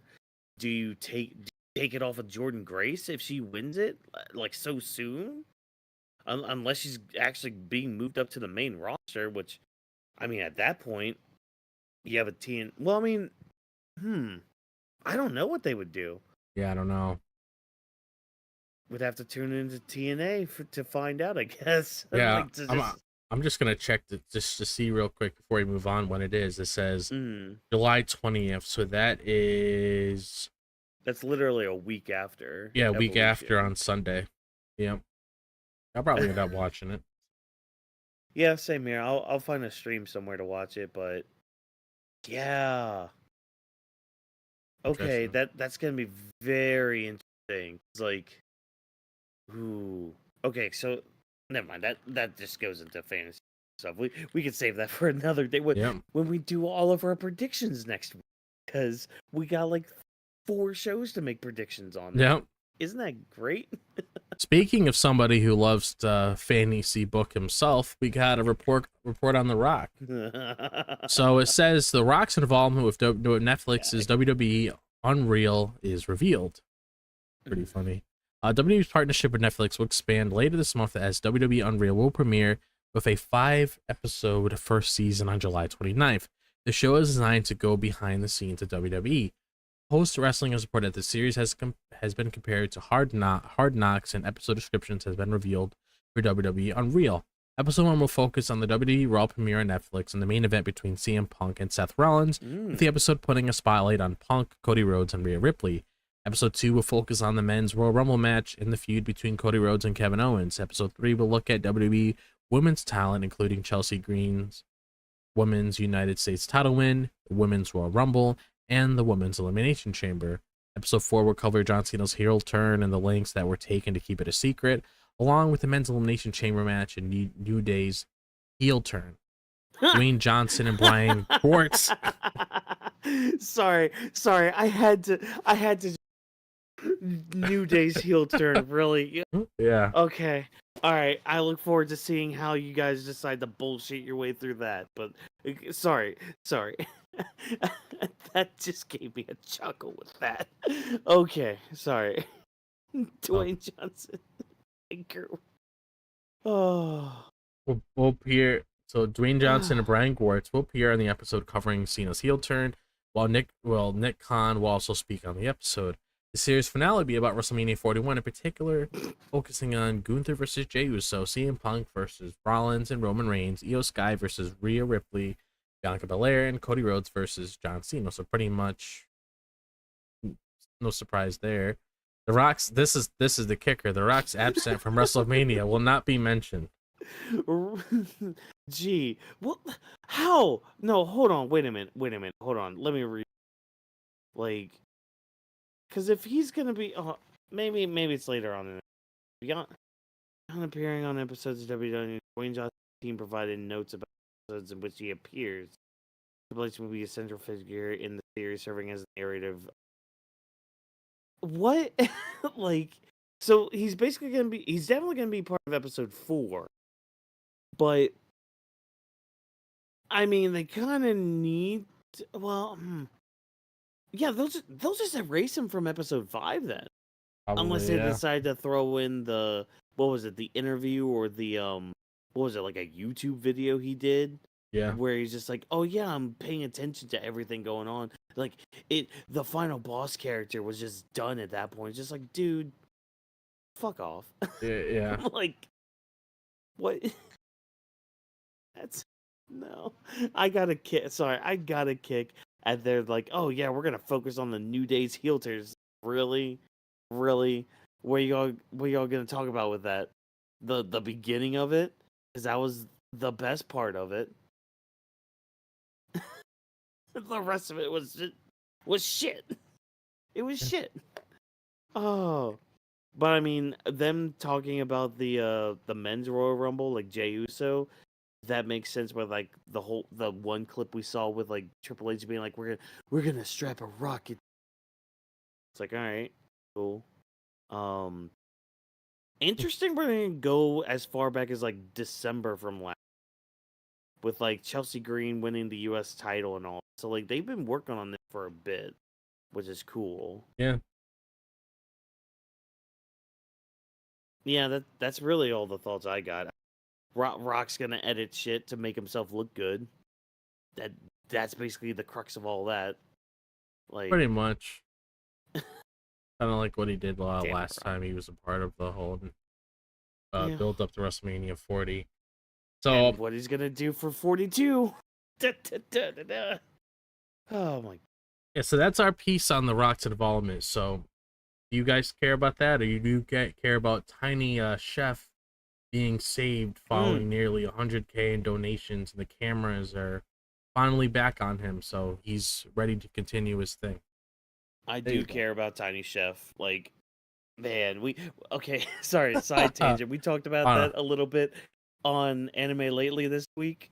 Which go check out that podcast episode. It was a lot of because hey, we talked about Roman becoming Akuma, which next week we'll probably talk about Cody becoming Guile.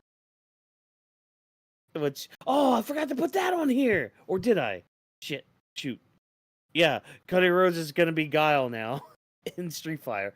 I think it's pronounced Guile, but correct me if I'm wrong, chat. I don't care. That's fine. But yeah, no, we mentioned Tiny Chef and like, man, it hurt. It hurt watching that video. He's just like, oh, like he starts naming people. It's just like, oh, those are probably real people too. They're out of the job. Yeah. Oh, you there? It's just like, oh no, no. Oh man. But hey, look, from one tiny chef to a slightly taller chef. Here we got Freddie Prinze Jr. reveals why his plans to launch a pro wrestling promotion are on hold. This Freddie Prinze Jr. has long looked to start his own wrestling promotion, but things have not gone according to plan thus far. Former WWE writer and Scooby-Doo star originally had planned to start promoting in late 2021, later stating in 2022 that he had planned to have things up and running by 2024. On a recent episode of the Wrestling of Freddie podcast, Prince Jr. gave an update on his plans. Yeah, let me be completely straight up and get this out of the way, because I think I've hinted at it in an earlier episode, but I didn't really give the details. So this was and still is, but right now it's a dream that's on hold. This was a huge dream of mine, and I got really freaking close.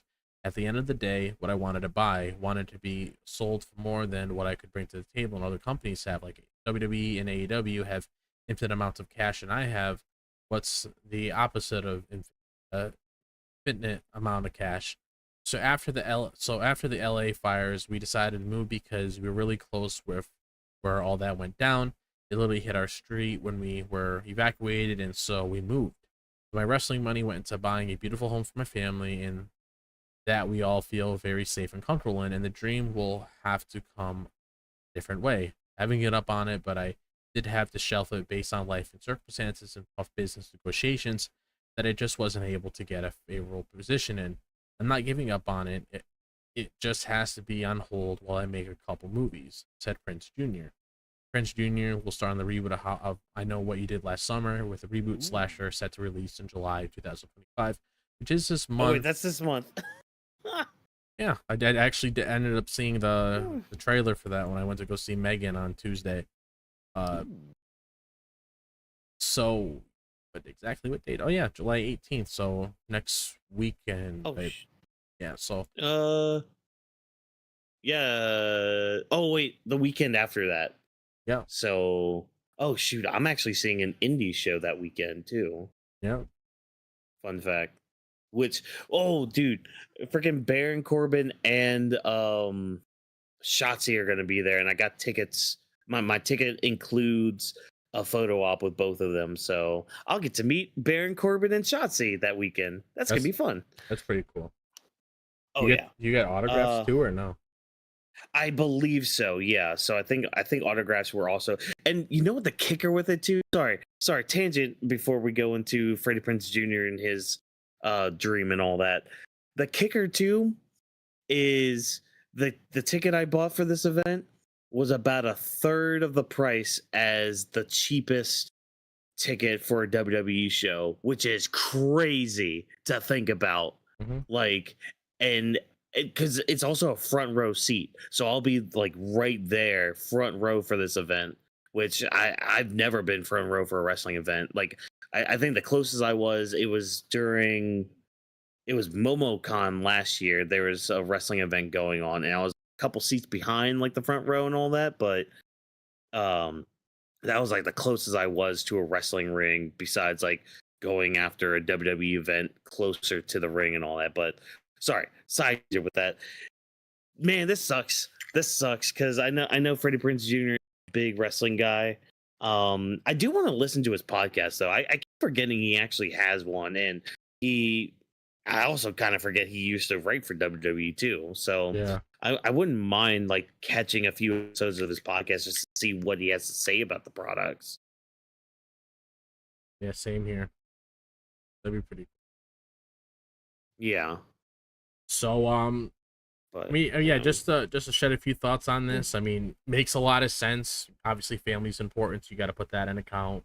yeah, And hopefully, sooner or later, he's able to achieve his goals, so he's able to start his own wrestling company and see where it takes off. I mean, a lot of people love slash movies. I know what he did last summer was actually a nice segue when it came to my wordplay. Did very well when the original released like many years ago. So you'll obviously get the fans from the original series here. The reboot, you got a lot of familiar faces here because you have him.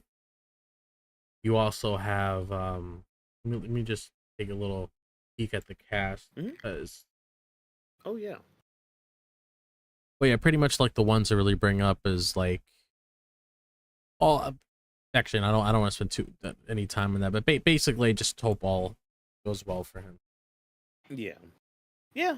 Hopefully he's able to make. The I money am getting to a call, so really 1 second. kickstart it. So yeah, no problem. Yeah, hopefully he's able to do that. Well, while he's doing the call, I'll go ahead and train the story. I think so. Sting reveals what he's been up to following his in-ring retirement. So it's been about like a year since Sting hung up his boots at AEW Revolution. Oh God, that was 2024. Oh my gosh, time just does not exist. Well, it's just a figment of our imagination. But the icon has not been kicking back and relaxing since calling it a career.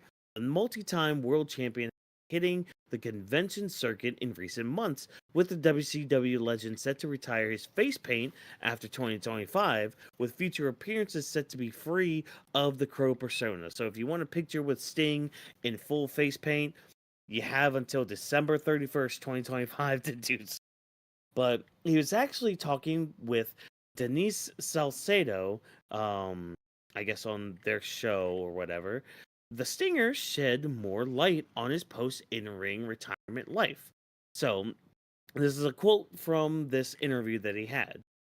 I'm retired, but I'm on airplanes like multiple months, especially 2025. I'm blowing it out here. I've always loved real estate, so I'm still dabbling in real estate, and I'm going to get more serious about that coming up here soon. Probably 2026 when I'm not traveling so much. And it's good because my body is healing up and I'm getting to spend more time with family and friends. And yeah, it's all good. And he went back. He hasn't watched. Okay, so Sting's retirement at Revolution was one of the pro wrestling highlights of 2024, but Sting hasn't watched the match back. I see certain things, fans or family members or friends will send a video, a 2 to 3 minute clip of. I watch stuff like that. And I'm not saying I haven't seen like a whole match of mine, but it's rare. It's so rare when I'm done, I take that hat off and go on without the next part of my life. Very interesting to note because like you would think you would watch tapes of your previous matches to kind of learn like, okay, well, this worked here, this worked there, this worked there, this worked there. Oh, this didn't really plan out too well, so maybe I should work on that with like the next person I work with and all that. But interesting that he's talking about real estate because I would have to look to see where he's living at now. I don't think it doesn't say on here in the article we're reading here from Cultaholic, mind you. But yeah, interesting he's going with real estate because just imagine that you that you live in his area and like all of a sudden you find out who your freaking real estate agent is and it's freaking Sting. Just imagine just like the joy you could feel like, oh, I bought a house from Sting. Like that's just kind of cool in its own right. So yeah, and there's also like there's money in real estate, especially depending on what market you're in and like what area you're in. Yeah, he could be making some bank. I don't know if it's as much money as he would make, doing pro wrestling and all that, but like it's a lot easier, at least on the body, than it is with pro wrestling being a real estate agent. So yeah, hopefully he's able to sell some houses too. Like, yeah, because you have to do like tests and all that stuff. But I mean, he's a smart guy. I'm sure he's got all that. And plus, I mean, I guess like just like the way he's talking in this quote, I've always loved real estate, so it's like, and it's just like he's still dabbling in it, so like he's probably done some research and some uh training beforehand before just jumping into it. Because like that's the thing, like real estate, you have to take a bunch of tests, you got to get certified, you got to get recertified at certain points. So it's like he probably did get certified at some point, but like again, being a wrestler, traveling the country and all that, probably didn't have enough time to really do a lot of things when it came to real estate. So yeah, I'll yeah, I mean that's all I got for it. So we can we'll just move on to our next news topic so we can keep going through these because we still got AEW and NXT to talk about. Um, this this one was fun to see come up on the line. So apparently, so Mandy Rose, she was on her own channel, her Mandy channel, and she shooting the shit and all that, and she actually recalls WWE telling her to be quote unquote less sexy following her first main roster call up. So on her channel, she had recalled this incident, and I'm quoting here. When I first got to the main roster, I was like the golden goddess and the sexy one from Tough Enough and whatever. And I was told to take it down a notch. You're too sexy. I'm imagining Vince McMahon, but Vince McMahon saying that about a woman? All right, cool, fine, whatever. You're too sexy. So now I'm going, to be honest, I'm not even trying to be sexy. I just am. I wasn't trying, but then what do you think happened when they told me to take it down a notch or I'm being too sexy? And she then recalled pulling back on her in um oh, this is a weird sentence to say. Then recalled pulling back on her in response to the guidance, which WWE took as her attempting to be seductive. She noted that the feedback was coming from the big dog at the time, referring to Vince McMahon, which that's also kind of crazy to think about, but it's neither here nor there. But continuing on, man said, I want to be sexy, but I don't want to put on sex. I just want to be me. And then I think it was NXT days was finally felt this is. I went a little dark. I was a little edgier, but that is me. Yes, I'm a blonde bombshell sometimes, all that, but I just feel like I was able to be my cool self. I think when you're given the confidence in that aspect too, when you're put on a little bit of a pedestal, it helps a lot with your confidence. So, a bit of a mental health help with that. So, thank you for that, Rose. Everybody, just be confident in everything that you do and all that. Like, stick your chest out with it, or as Tony Storm would say, stick your tits out. Whatever, that's AEW lingo and all. Yeah, interesting that people like especially somebody along the lines of Vince McMahon would have said, "Oh, you're like, are you sure about that? Like, are you positive?" Drop. I'm currently on the Mandy Rose being told that to be less sexy story. Um, yeah. Well, no, that's the thing. Like, apparently this happened like during her first call up. So like Vince was around. Like, yeah, that's why like in my mind I'm like, is this fully true? Are you trying to like because that's the thing, like, and I don't mean this to like really fully like throw shade at somebody, but there were some recent comments she made about like I think it was like a Tiffany Stratton stuff where she was just like, oh, Tiffany's trying to be me and all this stuff.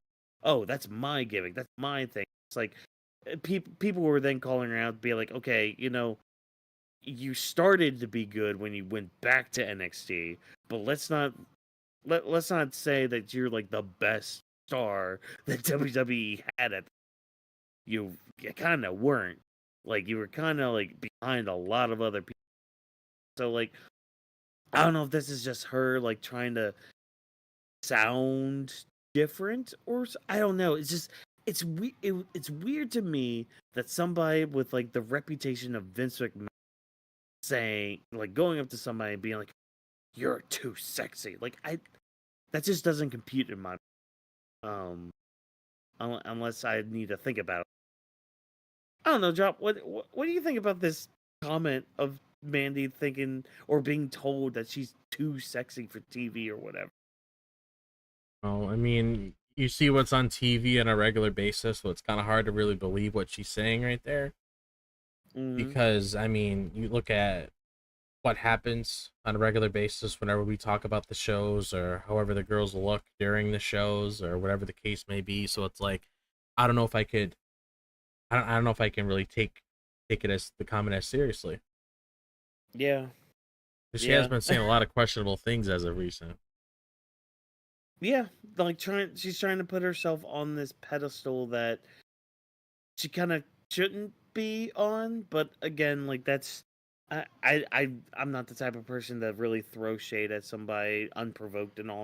So I really don't want to say anything more than beyond that. But hey, somebody that one of your favorite female wrestlers just got some good success lately, didn't they? Oh yeah, she definitely did. So we actually have a report on Elayna Black when it comes to her winning her first title since her WWE release. So it says Elayna Black is back on the indies with a bang, winning her first championship since her WWE exit earlier this summer. Black, also known as Cora Jade, was released by WWE as part of the round of roster cuts following WrestleMania 41 in May. Returning to the Indies in June and with a singles loss to Joey Janela at GCW Bang in Little Rock. However, during Black's debut of Arizona Wrestling Federation at their All-American Grand Slam event on June 28th, Black defeated Brittany Brooks to lift the AWF Women's Championship, the first singles title of Black's career. Originally signing with WWE in January 2021, Black would mainly compete for NXT during her 4-year stay, lifting the NXT Women's Championship tag titles of Roxanne Perez in July 2022. Jade's time at WWE was hampered by injury, and her release was one of the more shocking from NXT. Post WWE exit, Black revealed that she was originally hoping of signing with All Elite Wrestling in 2021 before WWE swooped in. It remains to be seen if Elayna Black will ever return to an AEW ring, having wrestled 2 matches on AEW Dark in October of 2020. So, I mean, good for her. She was able to hold her first singles title. It kind of sucks that this was the first time like it took that long to get there. Yeah. I mean, at least training in the PC for a bit probably helped her a little bit. I mean, again, injuries stall you and all that, but yeah, I mean, at least other companies are seeing some stock in her, which is good. A plus for a talent, again, depending on how you feel about said talent or, their talent in general. I mean, yeah, at least somebody sees some sort of stock in you,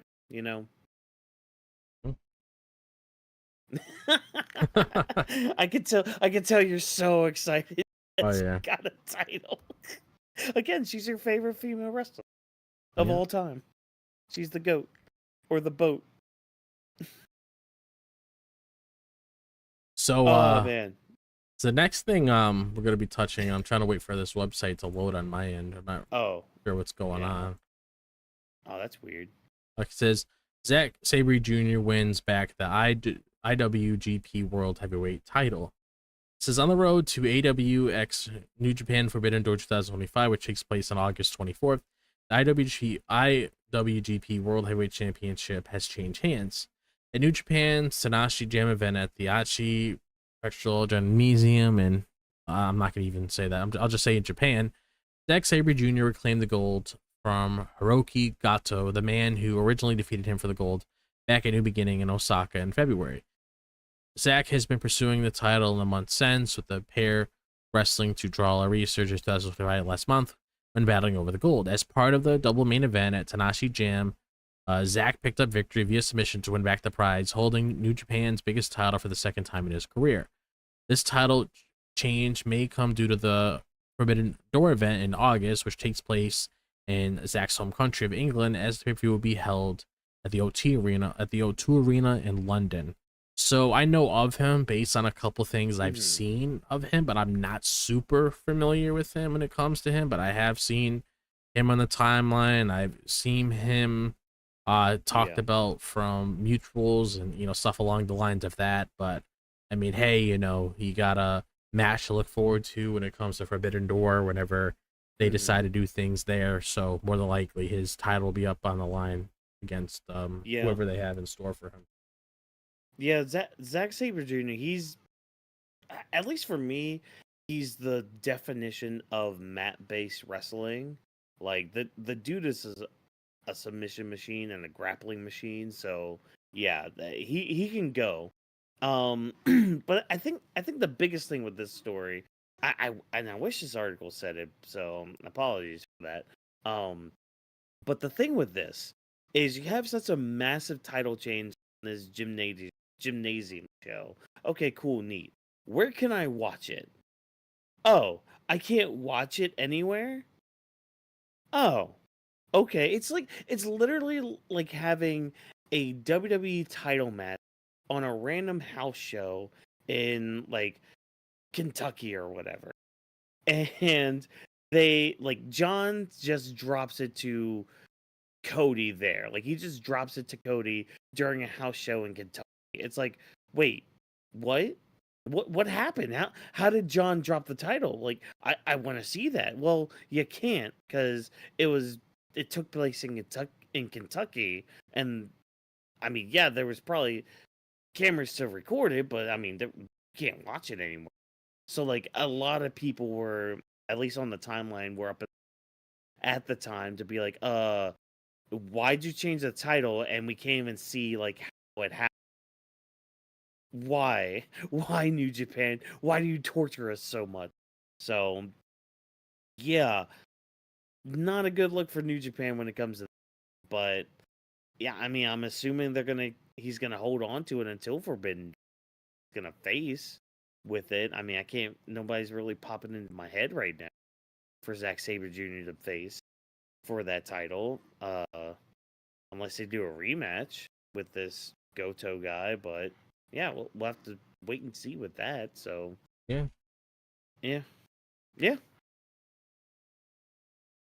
And that reaches the end of our news when it comes to what we had to discuss. So we definitely had quite a bit to go through here. And now we're reaching the part of our show where we're going to be talking about what's going on with AEW and NXT. So we're reaching our turnbuckle tidbits, and this is basically part of the show where we talk about NXT and AEW Dynamite, the good, the bad, the mediocre at best. So I'm going to pass it over to Watkins so he could discuss what transpired with Dynamite this week. So Dynamite, I had to watch the highlights for this because like I had it on, and I unfortunately ended up in a Discord call with a friend that's going through Adventure Time for the first time, so kind of got a little distracted, but I still caught the highlights. Still got to watch that's one thing I'll say about AEW. Their highlights on YouTube I appreciate a lot more because like they're more of like the full length versions rather than just like the typical highlights you see. So I at least appreciate that. So thank you AEW for that. So the night actually started off with Hangman Adam Page comes out to the ring, doesn't want to talk too much. He just wants to call out Moxley and all that, and he already knows he's a smart baby. He already knows that okay, no matter what happens in this match, the Death Riders are gonna get involved. The gonna get involved. Whoever hates them is gonna get involved. Like this is gonna be a whole long, just a firefight and all that. So I'm gonna face it head on. You know, you want to get the Death Riders involved? Fine, I'll let you get the Death Riders involved. Moxley, I challenge you to a Texas death match. And as soon as Hangman says that, I'm just like, oh, that like I just get flashbacks to his feud with Swerve and him using a freaking syringe on the guy. Oh, you did that on just a random guy with no other stakes other than I hate you. What are you gonna do the mock and like what is mock to you? Because like when Hangman calls him out for this, Mox does come out, you know, of course, flanked by the Death Riders and all that. And I mean, he starts to kind of intimidate Hangman, being like, "Oh, you're not going to be able to do what you need to put me down," which kind of makes sense knowing Moxley and how he is death matches and how that's kind of his specialty. And I mean, Hangman's not no slouch either when it comes to a Texas death match. So yeah, I mean they kind of call each other out a little bit. A slap happens, a fight happens, um, all this other stuff. But like when they think they've got Hangman down, Hangman gets back up and he's just like, "Hey, I'm still here. I'm still standing. You can't beat me," and all that. And I like how he basically calls Claudio a little bitch because kind of are when it comes to Moxley.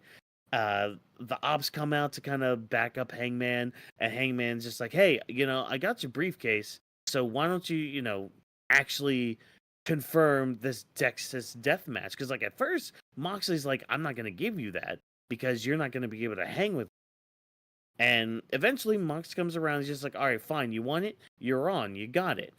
And to just put a nice little exclamation point on it, Hangman just does the buckshot lariat on Marina Shafir.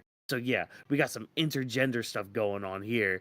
Yes, please. Just like annihilates her with that thing. You see Mox getting all pissed off and everything. Like I really like this because like we're adding more to their match already. And kind of like what Hangman said here, they don't need to talk too much.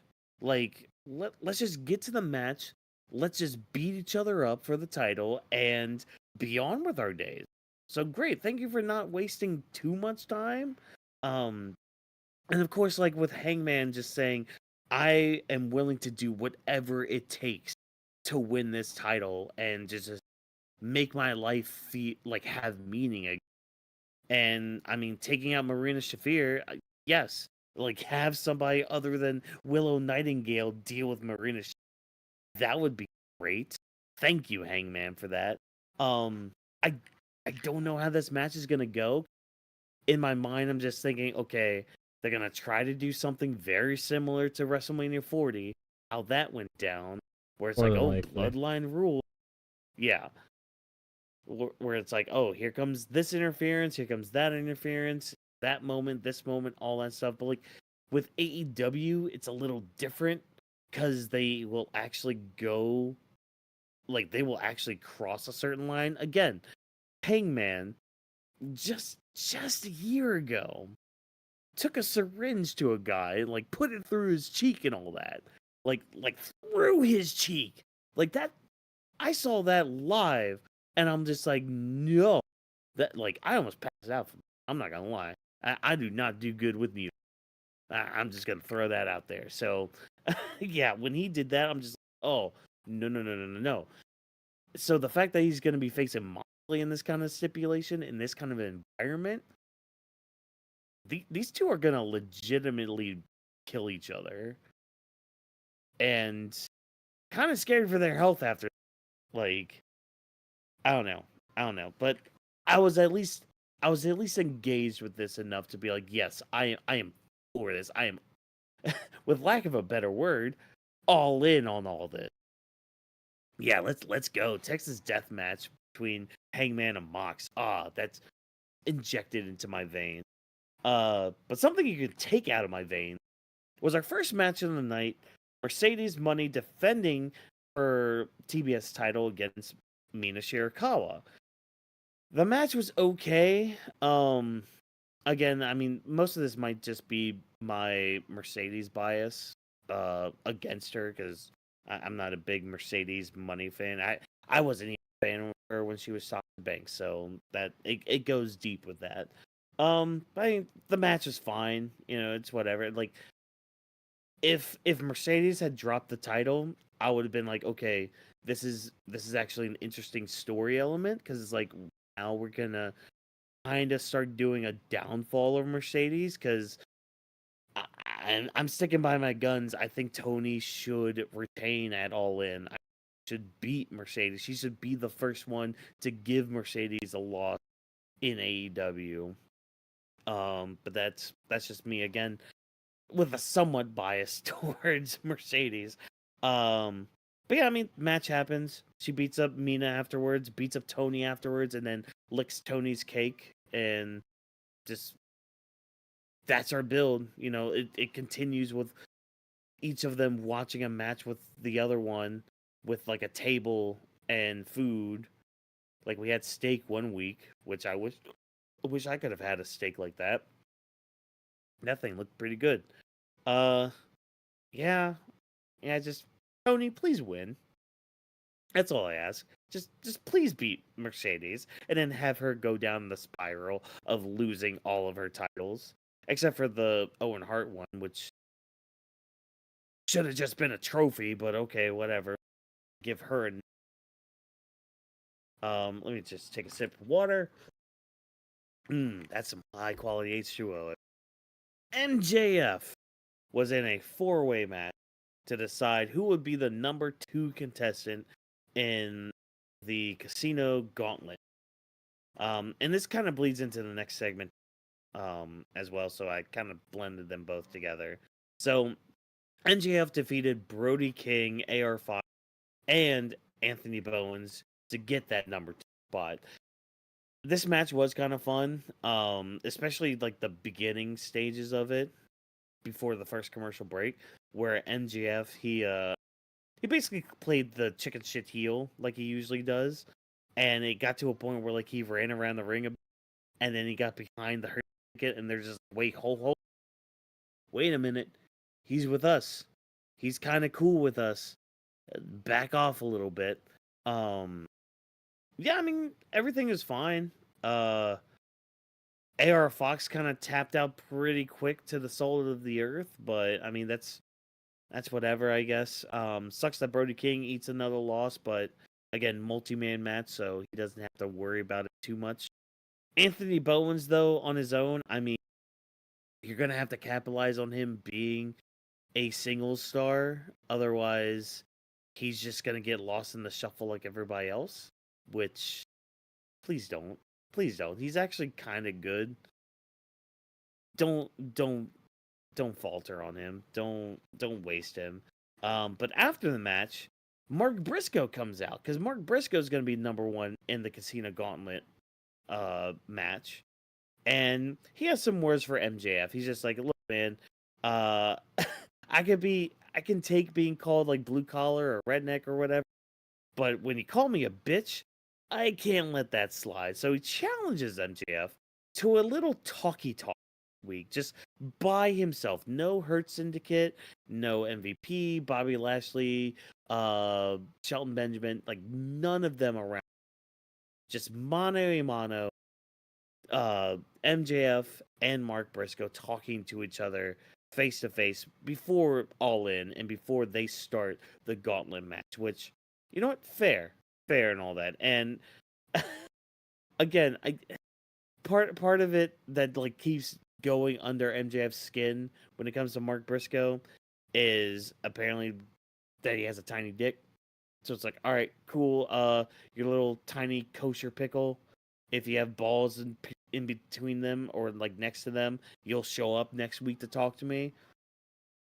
I mean, it's funny because again, like I think I said this either last week or the week before. Mark Briscoe's really been growing on me. Like I think mainly because he reminds me of people I've met in my hometown, possibly family members too, like different branches of my family. I've been like, oh, you sound like Bobby Jean or whatever. Yeah, one of those people that have like 2 first names. All right, cool, whatever. But this again leads into another segment where we have Kevin Knight and Speedball Mike Bailey coming out because they had challenged the Hurt Syndicate to tag team title match at All In. So they come out, try to beat up the Hurt Syndicate. They get just decimated because it's the freaking Hurt Syndicate. They're some big guys, and they're also like really good big guys. But like both guys keep getting up like they're freaking Rock Lee in the tuning exams, being like, "I ain't dead yet. I didn't hear no bell. We're still standing. You can't hurt us. You're really good at hurting people if we're able to stand up." So more beatdown comes on, but they're still able to get up, and Kevin Knight ends up challenging for a singles match with Shelton Benjamin on Collision. Not sure how that's gonna go. Again, I don't really catch Collision, but I'm sure I'll see the highlights on Twitter and all that. But yeah, I mean, continuing that story a little bit, I don't see Hurt Syndicate really dropping the titles to Speedball and Kevin Knight, but we'll have to wait and see what happens with that. We had a 6-person match between Takeshita and the Young Bucks taking on Roderick Strong, Kyle O'Reilly, and Bandito.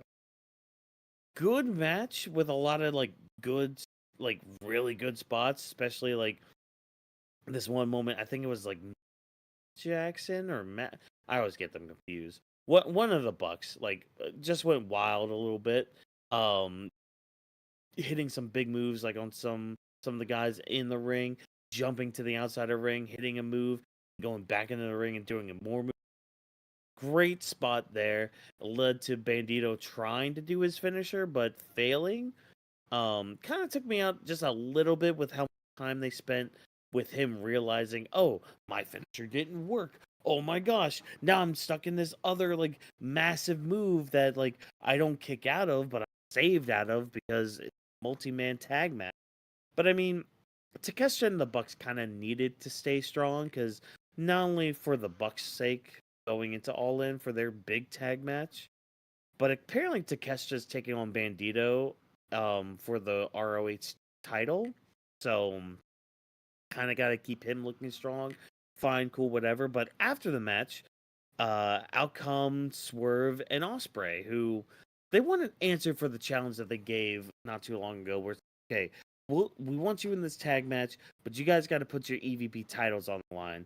And I I like how Will Ospreay just like I love this line he has where he's just like, "Are you young bucks or young cucks?" It's like, whoa, hold on, buddy. Wait a minute. Like, Will Ospreay's been getting like really good on the mic.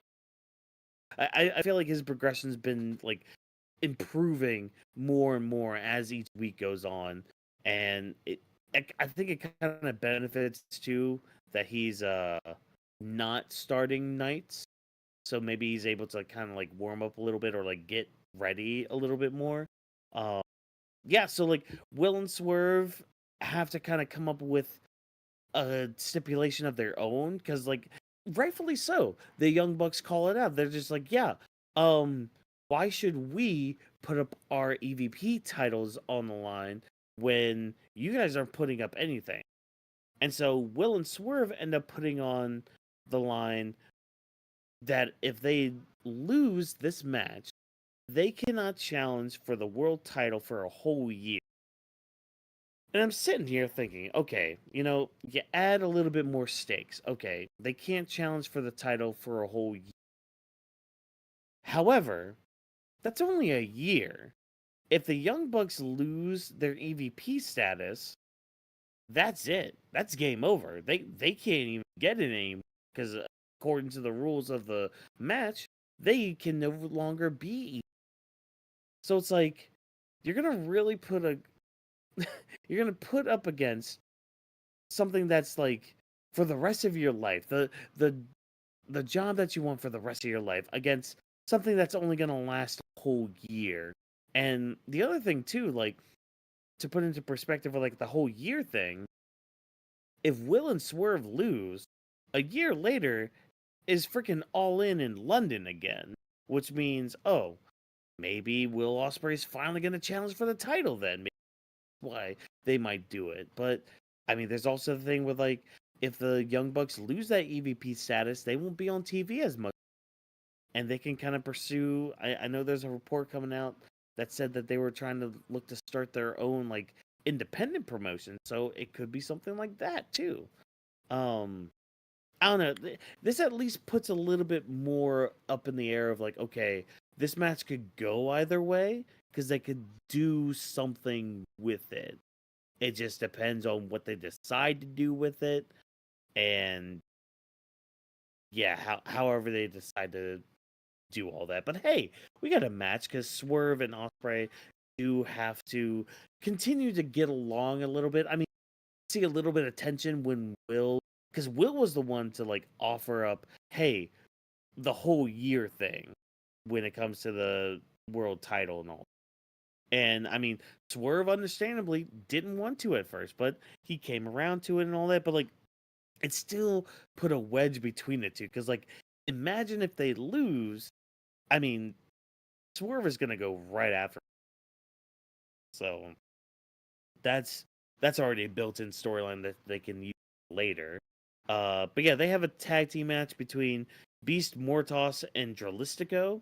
So hey, look, Beast Mortos is getting another not another main event. So like AEW, you're lucky I'm not calling you out on that. However, it's still like a very marquee match.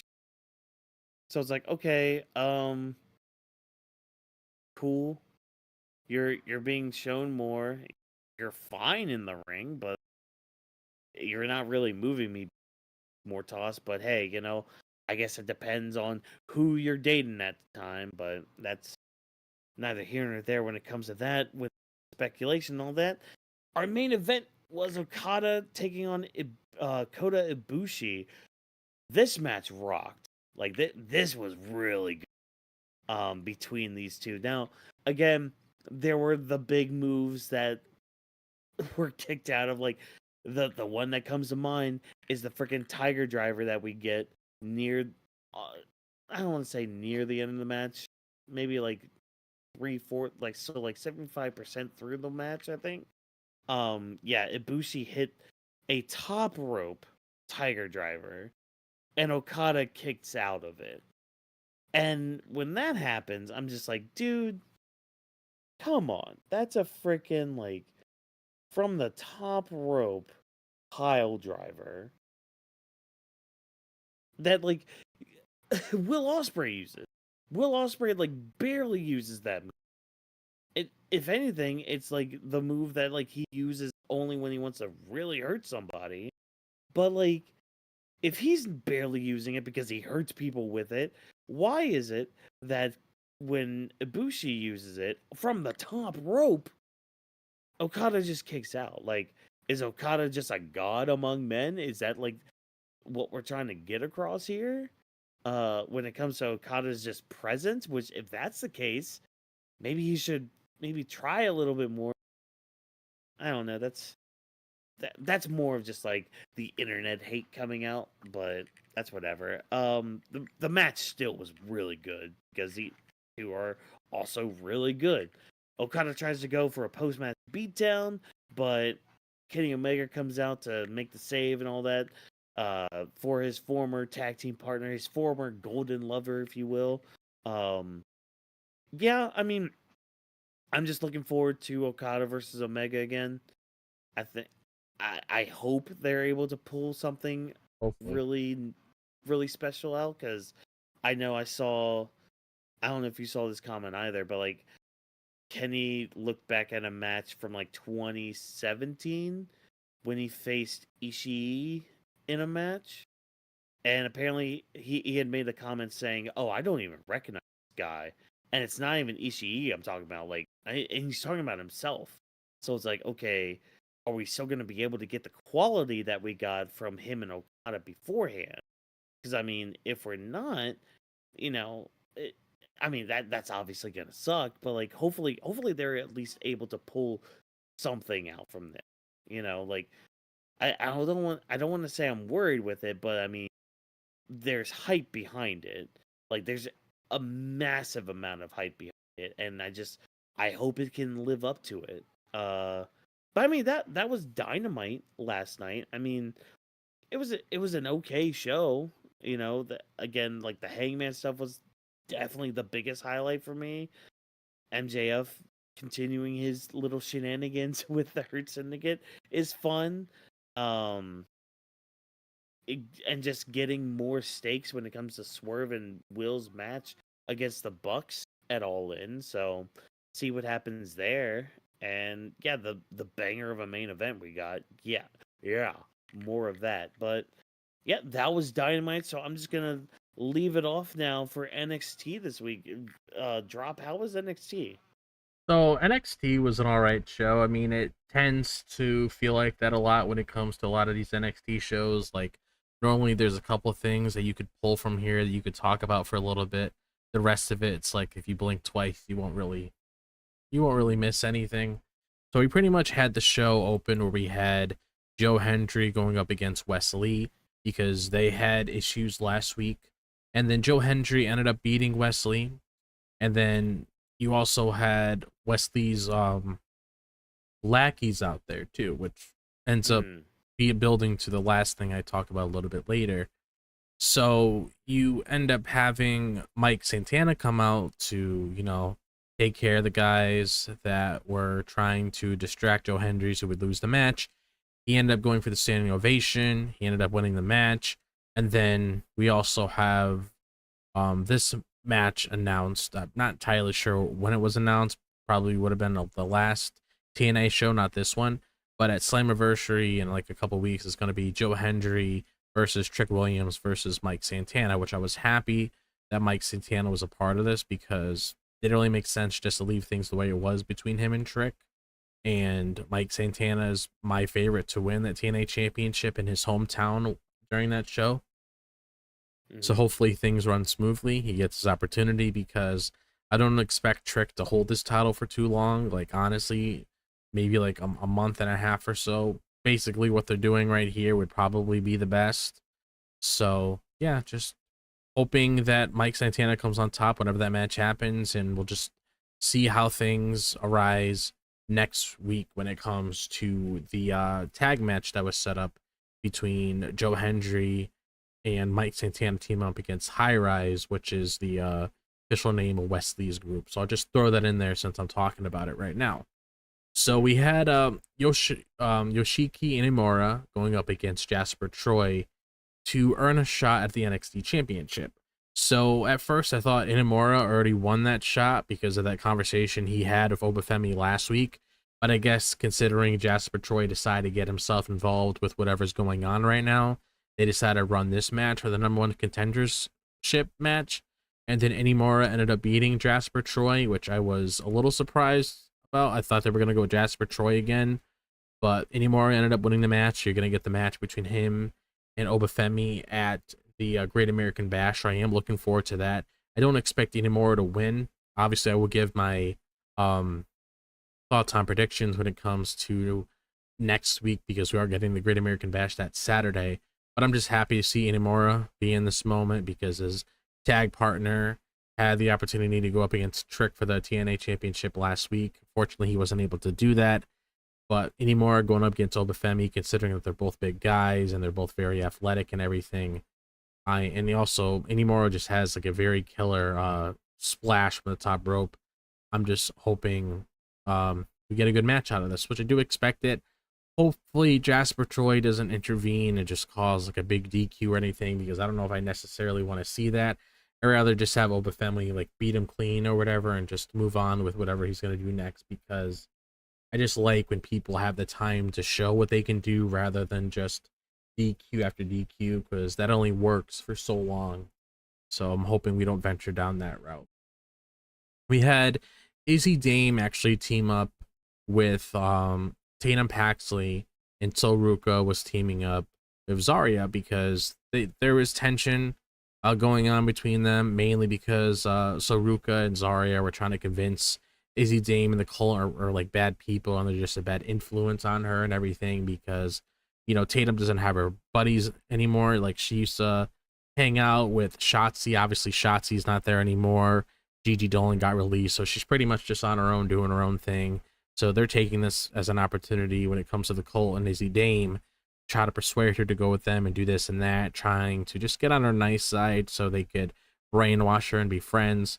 So we ended up having a tag match between these ladies, and Izzy Dame ended up pinning Sol Ruka to win the match. So by default, they ended up setting a title, North American women's title match at the Great American Bash next weekend between the two. I'm hoping that Sol retains her title, because I really like seeing her as a champion, but I'll obviously dive into whatever happens at that go home show for NXT heading into that pay-per-view next week to see where things are around that point. Lonnie Reed ended up getting into something with Thea Hale last week, which is why we ended up getting this match. And Lonnie Reed ended up winning this match with like a sneaky pin. Like she caught Thea Hale off guard, so she was able to just roll her up, win the match itself, which I didn't mind because I wanted Lonnie Reed to get some kind of reps because I really like her. I think she has something there. So to me, it would suck if she just, lost a match or she's just lost in the shuffle or something, and they're not really doing anything with her. But she got the upset on Thea Hale with the pin that she did. So I'm hoping there's, good things heading for her. I would assume she'd probably be a part of that battle royale. So maybe she'll, bump heads of a lot of the other superstars on the main roster. Same with Thea Hale. This seems like a potentially ongoing storyline between the two. I don't entirely know for sure, but just hoping for good things for Lonnie Reed moving forward. Miles Bourne ended up going up against Lexis King because, as usual, Lexis King is very cocky, thinks a lot about himself and everything. And Miles Bourne currently is just trying to gain a lot of momentum under his belt. He's no longer part of the No Quarter Catch crew because he beat Charles MC and he was able to venture out on his own.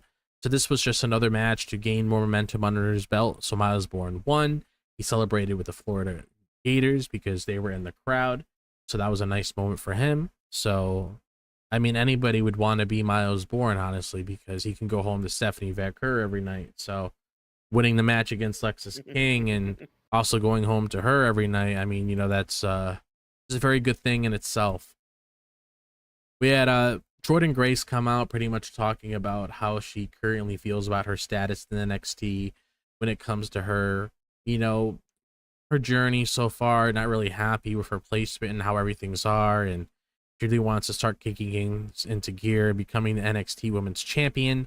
Yet Fatal Influence come out, talk their shit as usual. JC Jean just saying that she's another flavor of the month, pretty much a common theme when it comes to Jordan Grace, or if it's Stephanie Vaquer or Julia, or with Blake Monroe. So they ended up going after her in the ring, pretty much did that typical thing where they were grouping around her in the ring. They go to attack her. Jordan Grace ended up getting the edge a little bit, but then we ended up seeing her, get outnumbered. They started getting the advantage. Blake Monroe came out. They brawled with one another. They helped take out. Blake helped take out the members inside of the ring with Fatal Influence, and they were outside of the ring itself.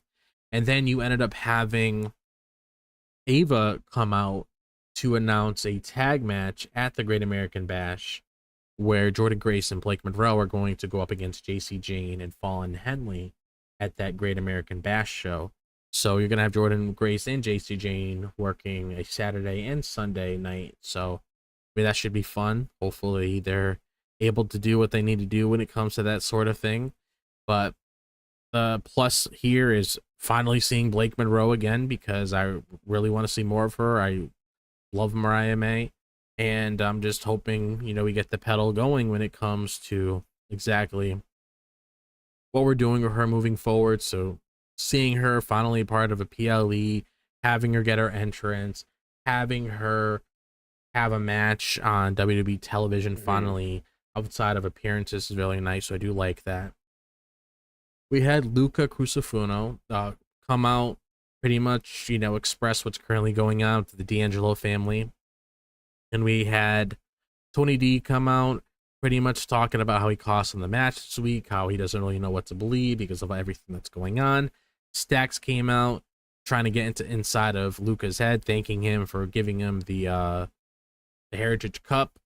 And Luca Crucifino, at first I thought it was gonna be one of those things where he was just playing everybody and was actually working with Stacks. It seemed he was legit about everything that was currently going on, so he decided to take. He honestly decided to do what he needed to do for himself, and he broke away from the D'Angelo family and he attacked Tony D and Stacks. Pretty much just punched the both of them, just walked out and did his own thing. Pretty much one of those situations where it's like, okay, if these guys don't want to take my word for it or anything, or they want to put me into situations or do this or do that, then screw it. I'm just gonna go off and just do what I need to do to benefit myself. So in order to get himself away from the problem, he decided just to break from the D'Angelo family and just focus on himself. So we'll see how that ventures out next week when it comes to what happens there. No matches announced for them when it comes to the D'Angelo family at the pay-per-view. Like nothing on Stacks, nothing on Tony D, nothing on them. The only matches really have is Obafemi versus Inamura, then Jordan Grace and Blake Monroe versus Jason Jane and Fallon Henley, and then Soruka versus Izzy Dame for the Women's North American Championship. So I assume we'll probably have more matches announced next week, maybe like 3 more or so, because I highly doubt they're just going to have 3 matches on this card, because you got to throw a couple things in there if there's going to be some people potentially not a part of that Evolution show, or just have some more matches on here, because NXT normally has around 5 to 6 matches or so on their PLEs. Right. So the last thing I am going to talk about is Ethan Page ended up going to talk with Ava, like him and Ricky were there and everything, and he says like, okay, you know what, I'll come up with a solution to get where things need to be, and he wants Ricky Saints to earn his way up to him again. So it's not going to be one of those things where he'll just offer him a match or anything. He's placing Ricky Saints in a gauntlet match that he's going to have to win. The people that he chose to go up against him. So if Ricky Saints can go up against these people, then he has his opportunity right there to go up against Ethan Page again for the North American Championship, which I would assume Ricky Saints probably wins his gauntlet match next week, so we can have that match added to the card for the Great American Bash. Yeah. So, I mean, that's Ethan Page's little thing there when it comes to, torturing his opponent, which makes sense. I mean, putting somebody through a gauntlet definitely isn't easy work, especially if he's thinking in his head that he's not going to really be at full strength heading into that match at the Great American Bash, considering, all the other guys that he had to go up against to really get to him. So maybe this is his way of potentially trying to weaken him or something. But other than what I mentioned, I mean, that was NXT when it comes to what transpired here. Just wanted to do a quick little rundown of things that happened within the show itself, talk about how things could carry on to the following week, and then things that head into the Great American Bash, which, as I said, we'll touch on next week when it comes to what's going on there. Because, I mean, next week, I mean, it's starting to sound like we might just end up having the show focused on full-on predictions because of everything that's going on. Yeah, I was just gonna say, next week is probably just gonna be a full-on predictions show when it comes to both NXT All In, Evolution, and Saturday night's main event. Like, oh my gosh, like everything's gonna be going on next week. So, and especially Saturday. Like Saturday is like the main day for it all too. Yeah. Like, because Great American Bash and All In are at the same time, I think. Oh gosh. Oof. What are you gonna let us know in the chat or the comments which one you guys will be watching, or if you're gonna watch them both together? Like, I mean, there's a possibility I can do that. Just kind of depends on the stream and all that. But yeah, very very busy week next week. But I mean, if Grappling with the Week is just a prediction show, that's fine too, because we can just talk about everything. And I mean, especially, when we get to the AEW card, that's gonna be like 10 matches just on the main card that we'll have to talk about. But that it'll be fun. It'll be a fun time. So because the prediction shows are a lot of fun. So Yeah, they really are. Along with the PLEs. They really are, especially when you got like 4 different shows to talk about. So I mean, that does make sense just to center the show around that. Because I mean, imagine throwing news on top of all of that. I mean, we'd be here. Yeah, now we'd be here until All In started. Honestly, yeah. Yeah. So yeah, wrestling world don't have any big news things come out this week. That would be great. Yeah, please so we don't have to keep track with that. Just save it for the following week. Yeah, save it for the following week so we can be like, hey, remember all that fun news? Yeah, here you go. Here's everything for y'all. Oh man. So yeah, with all that in mind, guys, I mean, that was our show for Grappling with the Week. We had some news to talk about when it comes to the wrestling space of WWE, TNA, AEW, when it comes to what's going on with the weekly television shows of AEW and NXT. So it was nice to talk about that, give our thoughts on everything that's coming out. And like Watkins said, I mean, next week going to be super huge with a lot of the stuff that we're going to be talking about on the channel. So the 3 of us will probably meet up and talk about exactly how we're going to structure that, because definitely is going to be something that we're going to have to really figure out with one another to see exactly what's going on. Because I mean, like Watkins said of Saturday itself, like that's just insane with everything that's going on at once. It's almost like overwhelming in a way if you look at it. Yeah. Just kind of stay tuned to our socials, because we'll be announcing, I think, what we're gonna be doing. Because like I said, tonight, and I think I said this Monday too. Kind of want to start doing a little bit more with AEW, at least when it comes like to PLEs. I would like to talk about them a little bit more. So whether that's like a solo thing, or like if we end up doing like a random side cast with it or whatever, like. Yeah, it could be fun. Oh my god, I just realized a side cast with it is like 6 hours long, but whatever. That's besides the point when it comes to AEW, because yeah, I at least want to give them the fair shot, around, at least on this channel. Plus, like, again, it's good to broaden your horizons and see what else is out there, because again, both companies do things differently, and one company does things a little better than the other, and that's fine. Just like whenever it comes to anime or manga, like one does things a little bit better. Like one might have a better female cast than the other. Another might have like a better like rivalry when it comes to main characters and all that. It's just, follow your series and get what you get out of each one of them, and you'll be satisfied.